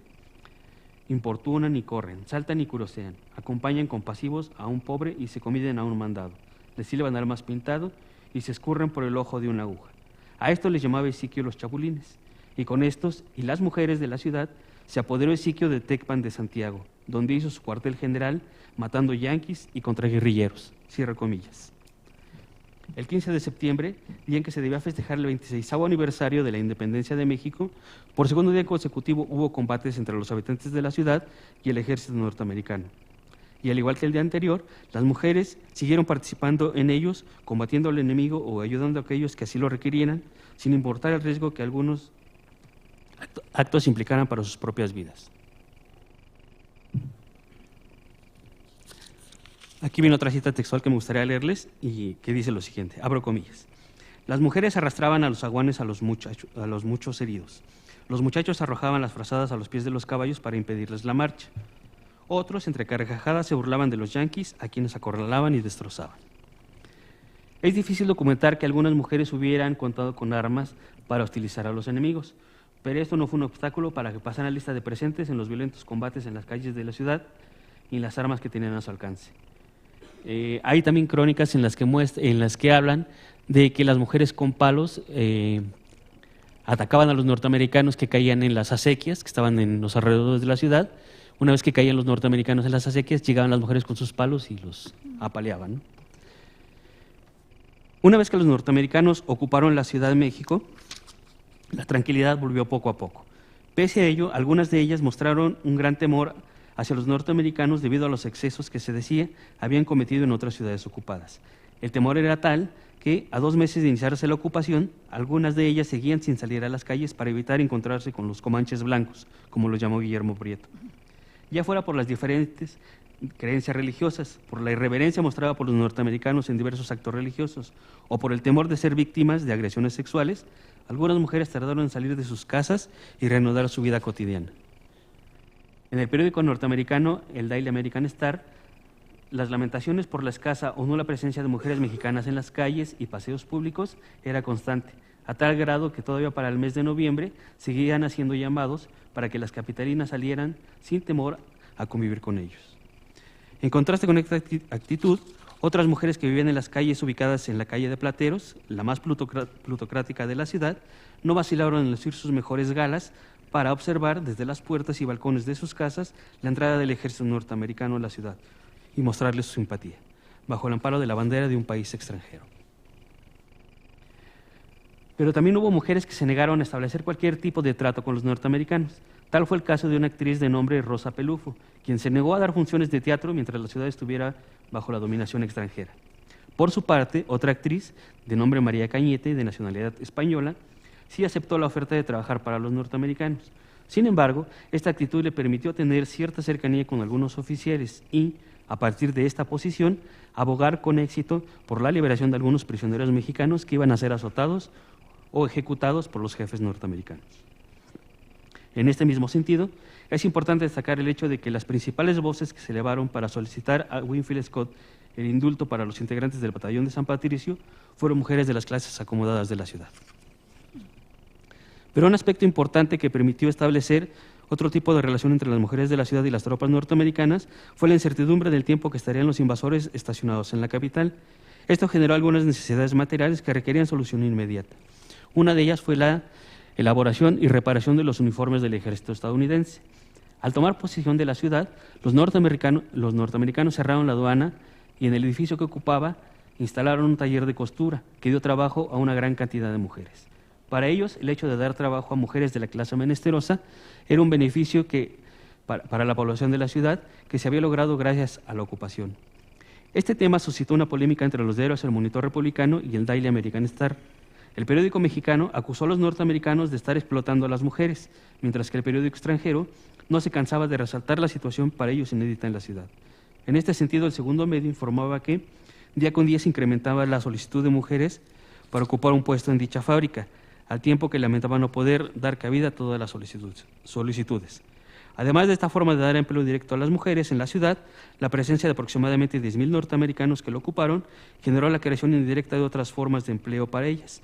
Una de estas fue como vendedoras de comida, hasta en los sitios más inusuales de la ciudad, como los panteones, en los que se vendían a los soldados diversos tipos de alimentos. Pero las relaciones entre las mujeres de la ciudad y los norteamericanos no siempre fueron de indiferencia, resistencia o subsistencia, como las que hemos descrito hasta aquí.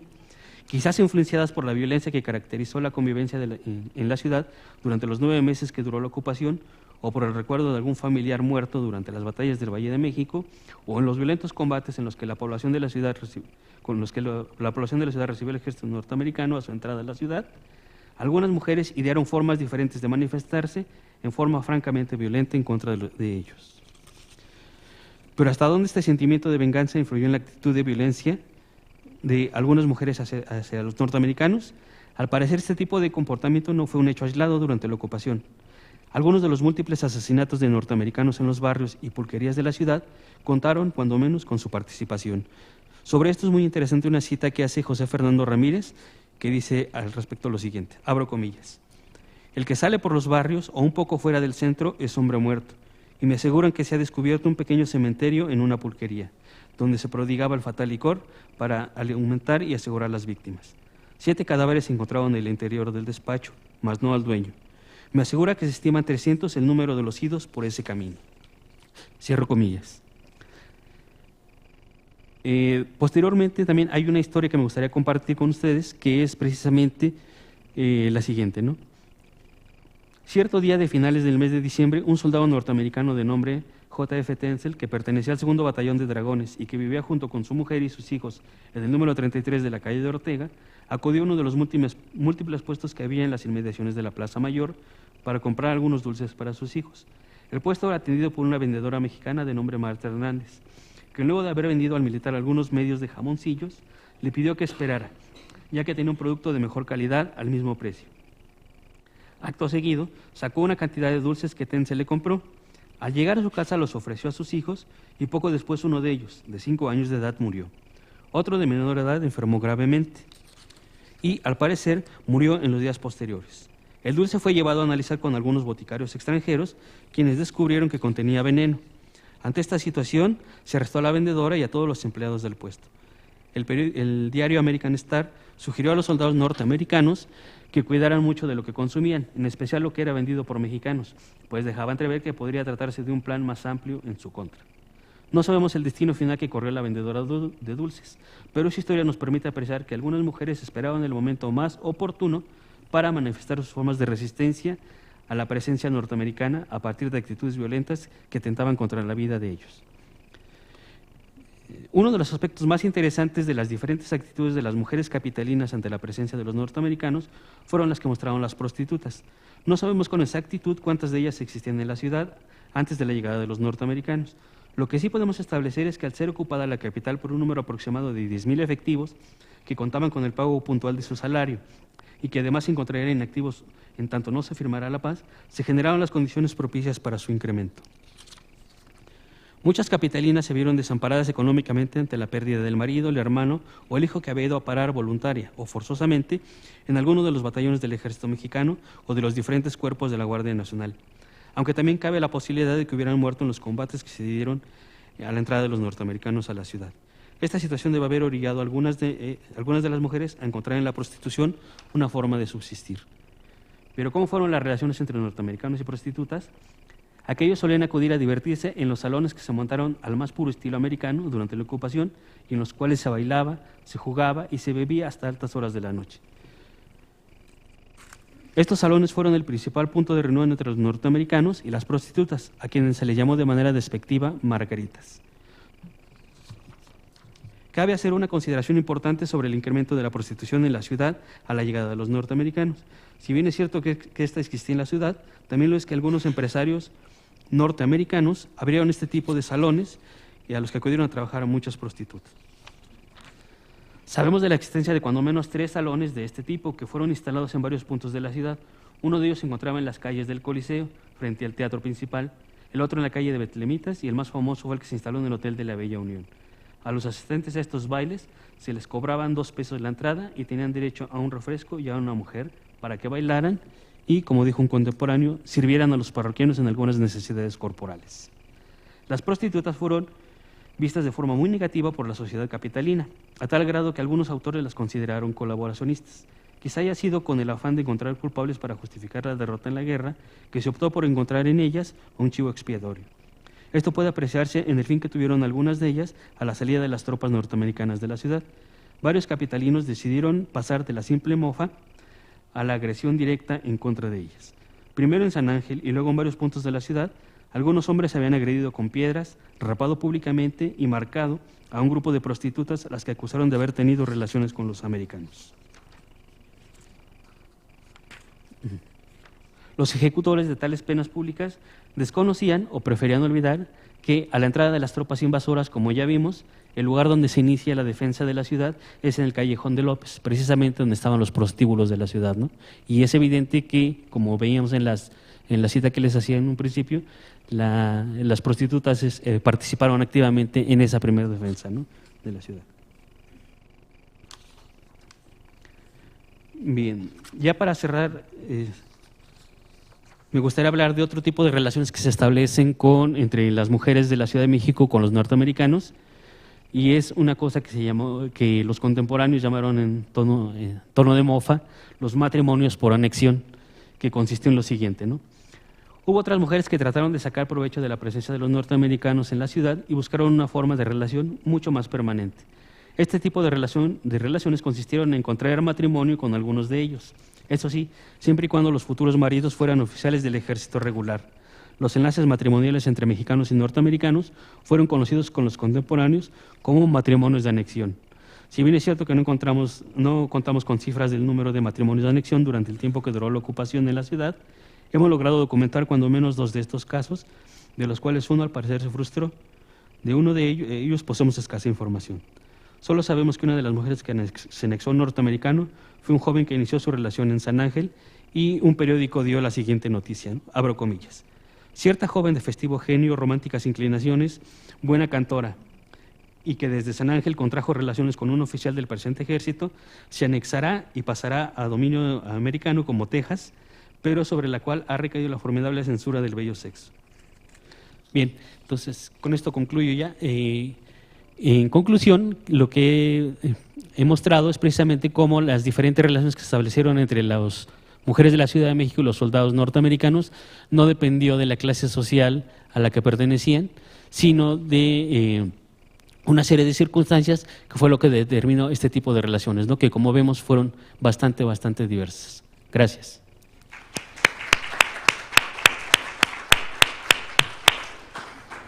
Bueno, ahora me toca darme la palabra a mí misma. Soy Soledad González y voy a hacer unos comentarios que voy a tratar de que sean breves para que haya tiempo para preguntas y una discusión.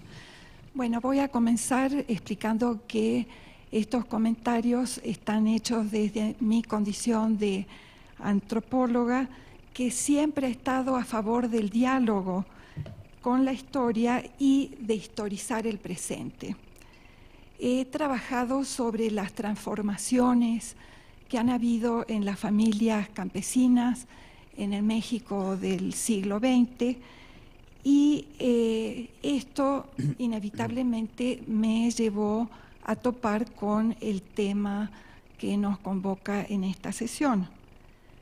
A mediados de los años 80, una amiga historiadora del Estado de México me habló de la riqueza de los expedientes judiciales como una ventana para asomarnos a la vida de los pueblos de la región, y entonces nos asociamos para hacer un trabajo de investigación sobre la violencia en la vida de las mujeres del distrito de Tenango, en el sureste del Valle de Toluca, en el periodo de 1880 a 1910.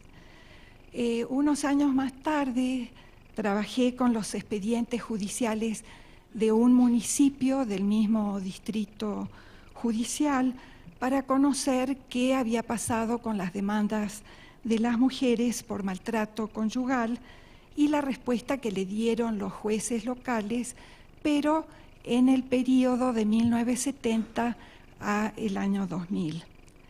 Bueno, más recientemente he participado en el diseño de una encuesta que se aplicó en 8 regiones indígenas sobre la cuestión de la violencia hacia las mujeres. Y es desde esta experiencia que me interesa entablar un diálogo entre el pasado y el presente del problema de la violencia contra las mujeres. Al leer los trabajos que hemos escuchado y pensar lo que sabemos acerca del problema en el presente, lo que me llama poderosamente la atención es la notable persistencia que tienen ciertas prácticas, un conjunto de representaciones de género que rodean a estas prácticas, y es en esta persistencia que voy a centrar mis comentarios. En mis clases de métodos cualitativos, y aquí hay algunos estudiantes que darán fe de esto, siempre estoy enfatizando la importancia de contextualizar con mucho cuidado las investigaciones que hacemos tanto en términos históricos como socioculturales. Pero en el tema de la violencia, desgraciadamente son impresionantes las continuidades que encontramos en diferentes contextos temporales y sociales desde la época colonial hasta el presente. Bueno, ustedes han visto que los 4 trabajos que se presentaron cubren distintos momentos del siglo XIX y hasta los años 30 del siglo XX, y sin embargo, al leerlos encuentro que las características principales del ejercicio de la violencia se han mantenido constantes. La razón pareciera deberse, en primera instancia, a que el modelo de género dominante es un modelo de larga duración, como diría Brodel, y que su reproducción a largo plazo es lo que ha dado sustento al ejercicio de la violencia contra las mujeres en sus muy diversas expresiones. Voy a referirme en primer lugar al trabajo de Rocío, que es el más cercano a las investigaciones que yo he hecho. Ella trabaja con las demandas judiciales de la ciudad de Dolores Hidalgo, en Guanajuato, y yo con un distrito judicial del Estado de México, pero en la misma época. Su contexto es netamente urbano y mestizo, aunque llegaba también población de las comunidades aledañas a la ciudad, mientras que el contexto en el que yo hice la investigación es rural y predominantemente indígena. Sin embargo, los hallazgos son muy parecidos, por no decir idénticos. Incluso hasta las expresiones que se usan en los expedientes judiciales o en las cartas que escriben las mujeres son muy parecidas. En ambos lugares las mujeres realizaban las mismas labores dentro y fuera de sus hogares y sufrían las mismas formas de violencia por parecidas razones. Y también muchas recurrían a las autoridades judiciales para que intervinieran para poner fin o por lo menos un alto al maltrato que las mujeres estaban sufriendo.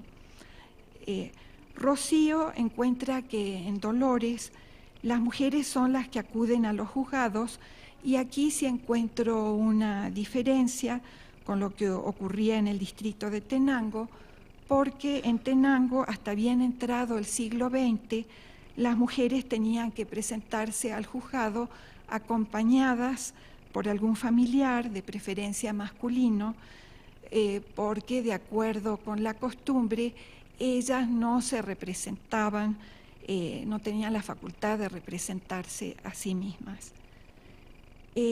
Pero la facilidad con que las mujeres desistían de continuar con las demandas y terminaban perdonando a los maridos es la misma.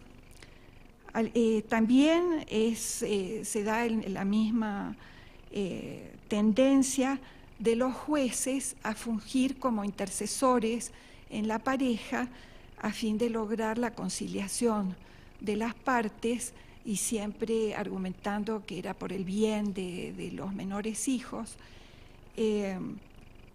sin tomar en cuenta que esto ponía en riesgo la integridad física de las mujeres, porque iban a regresar con el agresor a sufrir los mismos o más golpes por haberlo denunciado. Rocío menciona que las mujeres buscaban que los maridos recibieran un correctivo y que les repararan los daños que les habían infligido, sobre todo a los bienes de ellas, ¿no?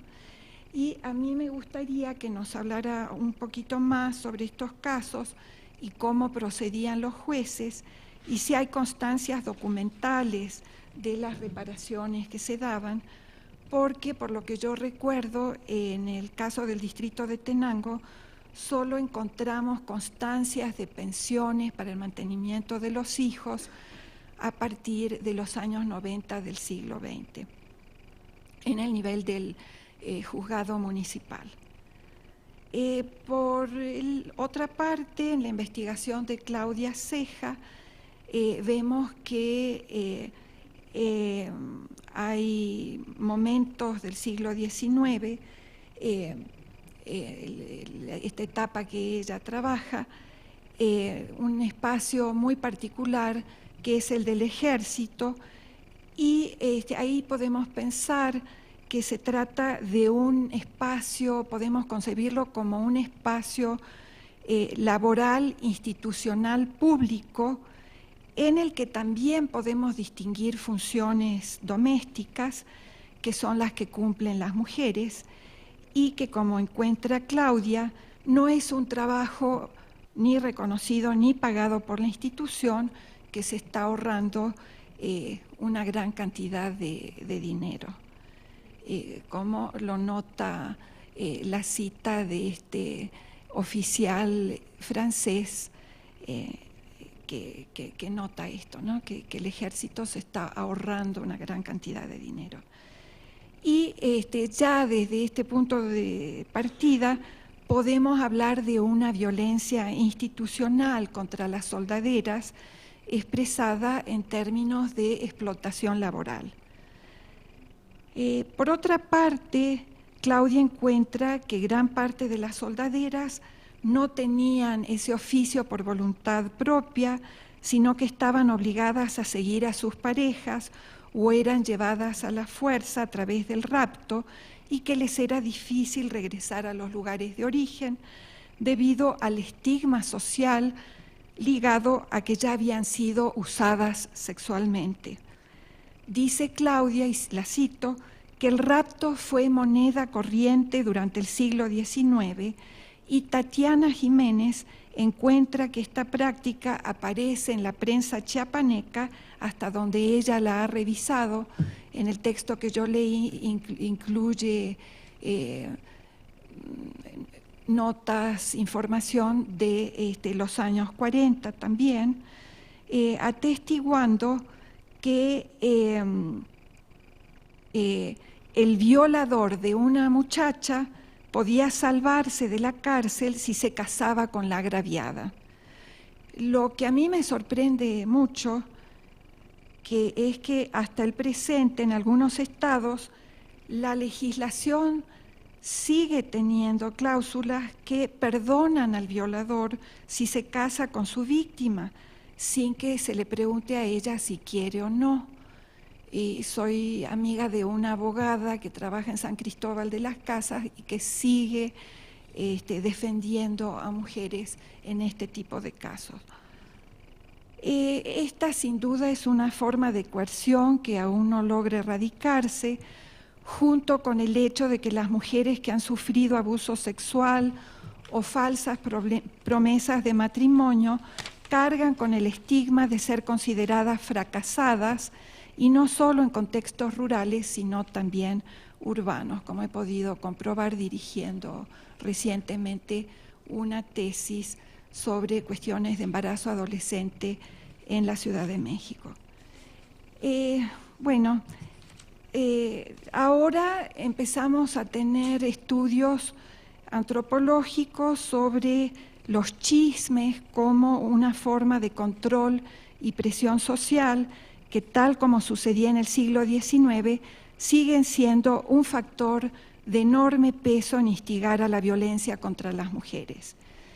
En esto jugaron también un papel destacado las fuentes periodísticas decimonónicas, incluyendo las norteamericanas que consultó Carlos, que reproducían y difundían los estereotipos de género dominantes con las recurrentes dicotomías entre mujeres buenas y las perdidas, las margaritas, como les llamaban los norteamericanos, ocupadores, de las fuerzas de ocupación, estigmatizadas y con demasiada frecuencia ridiculizadas, a pesar de que cumplían una función social que la doble moral sexual admitía como necesaria para el desfogue de los clientes masculinos. Carlos encontró que durante la ocupación norteamericana de la Ciudad de México, las prostitutas fueron consideradas como colaboracionistas con el enemigo, y escuchamos que incluso se usaba el argumento de que por esta colaboración pues no se habían logrado los resultados que se querían. Y también señala que el paralelo con lo sucedido, por ejemplo, en Francia y otros países después de la Segunda Guerra Mundial. Por su parte, Tatiana nos revela que la prensa chiapaneca de los años 20 y 40 del siglo XX seguían distinguiendo entre las mujeres decentes y las que no lo eran, con titulares que se referían a las prostitutas diciendo, por ejemplo, duro con ellas hasta que se enmienden, o las meretrices deben perseguirse. Tardaría realmente mucho tiempo para que los movimientos sociales lograran que se hable de trabajadoras sexuales y que se considerara que también tienen dignidad y derechos humanos. Por otra parte, el análisis de fuentes periodísticas, judiciales y literarias permiten confrontar estos estereotipos femeninos con la complejidad de situaciones en la vida cotidiana, donde las fronteras que se utilizaban para clasificar y, lo que es muy importante, para juzgar a las mujeres y sus conductas nunca resultaban claras. La investigación de Tatiana sobre los discursos periodísticos en torno a la violencia entre 1920 y 1940 o 1930 nos presenta un contrapunto muy fuerte con respecto a las polémicas que se suscitan en la prensa decimonónica entre las posiciones más conservadoras y las que expresan ideas modernizantes, pero bastante tibias, como hemos visto, con respecto a la educación femenina, pensada en función de mejorar el desempeño de las mujeres como educadoras de sus hijos y como administradoras del hogar, y en función de las nuevas ocupaciones que tenían las mujeres fuera del hogar. En los artículos periodísticos que analiza Tatiana, por fin aparecen en la prensa ideas realmente revolucionarias sobre la emancipación femenina, como la supresión del matrimonio civil, el amor libre, la destrucción del culto a la virginidad, la eliminación de la censura social sobre el divorcio y la reivindicación del voto femenino, e incluso la lucha contra las guerras imperialistas, aunque esta última se justificara por la supuesta naturaleza pacifista de las mujeres. Tatiana encuentra que las feministas de la época también trataron el tema de la violencia doméstica, reclamando penas más severas para los agresores.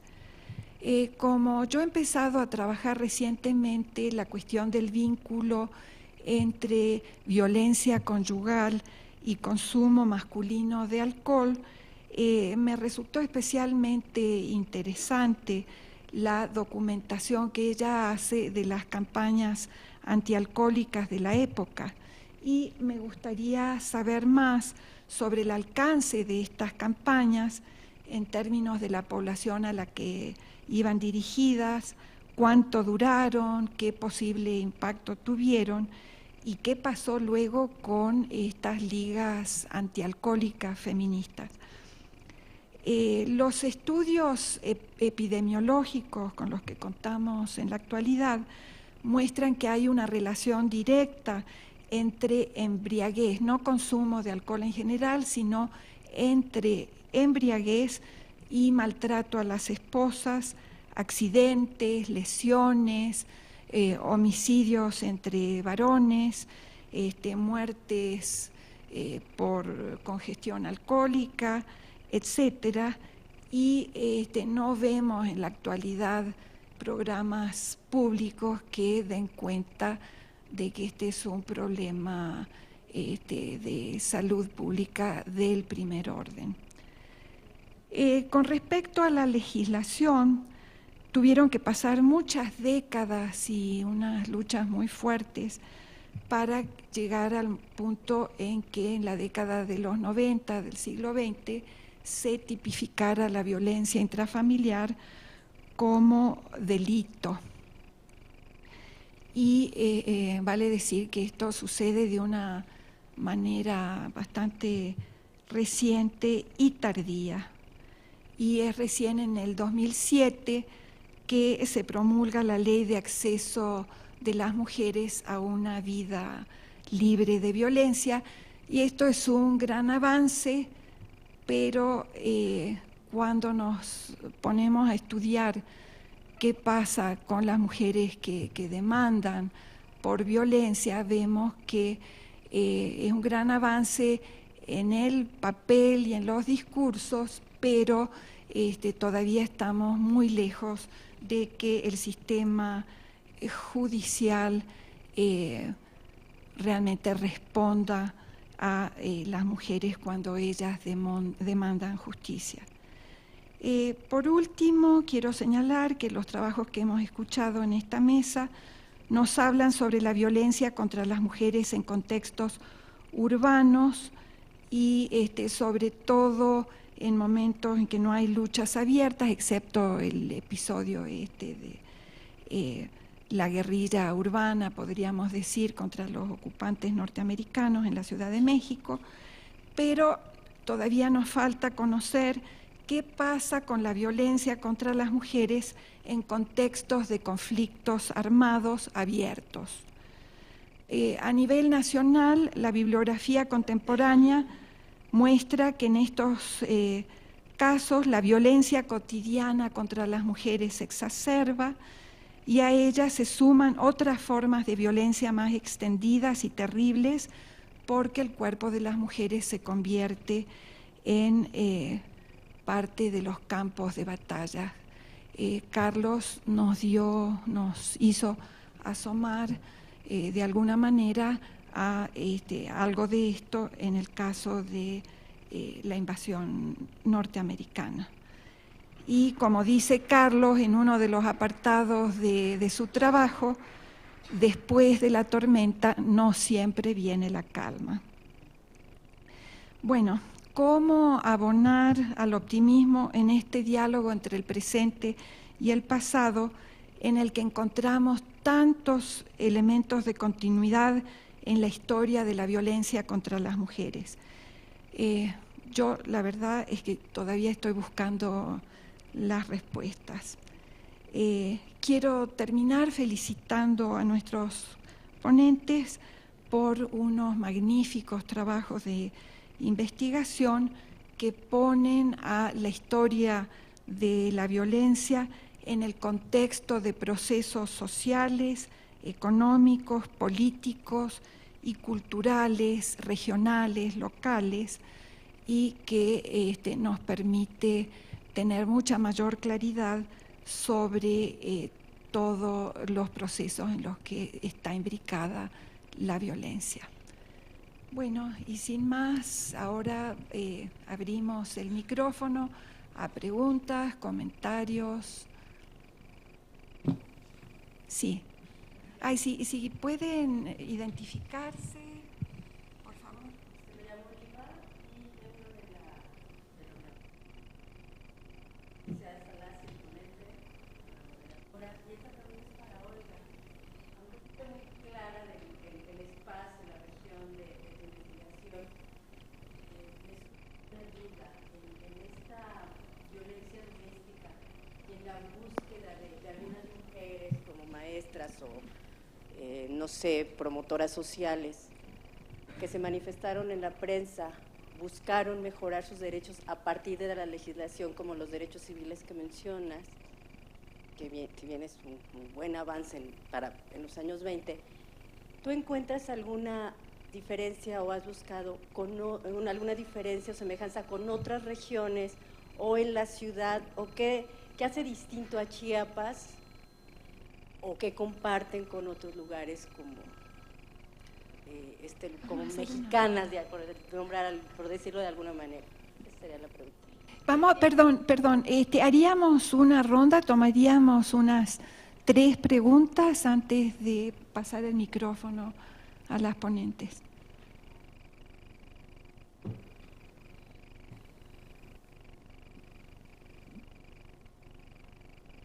Soy Ángeles de la ENA y también mi pregunta es para Olga. Yo trabajo para la Ciudad de México los mismos años, igual lo que fue el primer Congreso Feminista Panamericano. Entonces, bueno, yo he encontrado que sí hay participación de mujeres yucatecas aquí, ¿no? Entonces me gustaría saber, no sé más, entonces me gustaría saber tú, no sé qué datos nos puedes como compartir.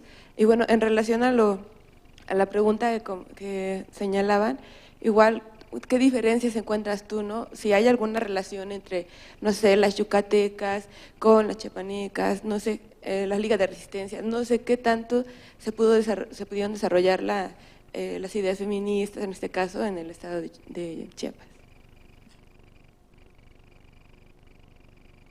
Bueno, entonces, por favor.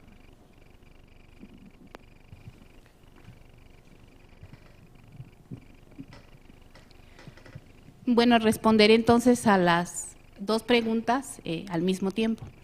De hecho, este es el apartado lo tomé de la tesis de maestría, pero en el tercer capítulo justamente yo planteo la posibilidad de un vínculo regional. A partir de la metodología de Arturo Taracena, yo planteo la idea de que existe una confluencia entre 3 estados del sureste, que son Tabasco, Yucatán y Chiapas. No es casualidad, o yo planteo que no es casualidad, que los 3 estados hayan concedido, o más bien reconocido, el voto a las mujeres en la década de 1920. O sea, tiene que existir una razón, ¿no? Entonces, lo que estoy planteando es que, como decía en la ponencia, como punto de partida es justamente que los 3 estados fueron liderados en ese periodo por gobernantes que venían justamente del ejército constitucionalista, ¿no? Y que tenían ciertas influencias del carrancismo, ¿no? Y también la mayoría de estas mujeres que participaron en estos movimientos son maestras, ¿no? Y planteo 2 momentos, digamos, planteo la idea de una región de coyuntura, ¿sí? De una región de coyuntura feminista, ¿sí? En la que planteo también 2 momentos importantes para la configuración de esta región. La primera sería el momento coyuntural del movimiento constitucionalista que reconoce ciertos derechos a las mujeres y que al llegar estos 3 generales a estos estados posibilita que algunas mujeres puedan ser incluidas y ellas también retomen estos espacios como de acción en el proyecto de los gobiernos. En su mayoría son maestras, ¿no? El congreso que tú mencionas de 1922 fue precisamente una feminista chiapaneca muy reconocida, Fidelia Brindis, de ese periodo. Y el otro momento, en ese momento lo planteo específicamente con Yucatán, ¿no? Chiapas y Yucatán como una especie de región. Para un segundo momento ya sería en la década de 1930, en el que Tomás Garrido Canaval en Tabasco y Victórico Grajales en Chiapas tenían en común un proyecto anticlerical, ¿no? Y de corte socialista. Entonces las mujeres de este periodo, muchas de ellas sí se vincularon, especialmente las tabasqueñas con las chiapanecas. Sí hubo una cierta vinculación, inclusive en la prensa yo he encontrado evidencia de que estas mujeres compartieron espacios, tuvieron la posibilidad de trabajar en conferencias, en jornadas juntas, ¿no? Y desde esta perspectiva, pues yo sí he podido, aún es algo que quiero ahondar más a fondo en la tesis doctoral, pero sí he podido encontrar, digamos, vínculos sobre todo entre los proyectos, ¿no? Y que de alguna manera van explicando también circunstancias económicas, sociales y políticas que van explicando por qué se concede el voto a las mujeres o por qué se reconoce el voto a las mujeres en esa década, ¿no? Y en estos 3 estados que considero yo de influencia liberal, ¿no?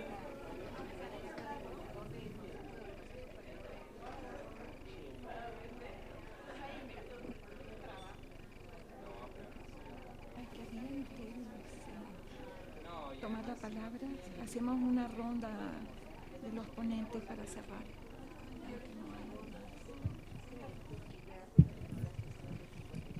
Bueno, nada más para responder a la pregunta que me hacía la doctora sobre abundar en los casos de reparación del daño, ¿no?, para las mujeres. Bueno, en la ley, el Código Penal estaba escrito, estaba escrito en el Código Penal que cuando había golpes, lesiones o heridas, pues sí era una penalización y ya era, se refería o bien pagar la hospitalización de la agraviada o agraviado, con trabajos de policía, con trabajos en obra pública o con remuneración económica.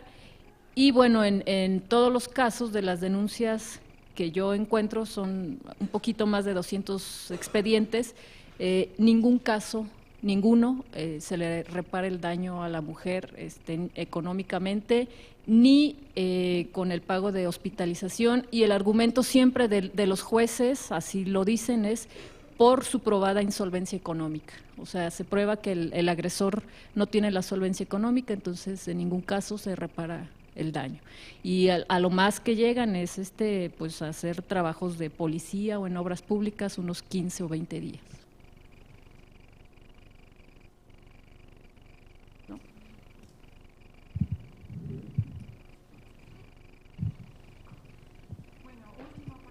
Para comentarios. ¿No? Bueno, muchas gracias por habernos acompañado. Nos tenemos que retirar porque viene otra mesa ahora aquí. Gracias a las ponentes y a Carlos, ha sido una mesa sumamente interesante.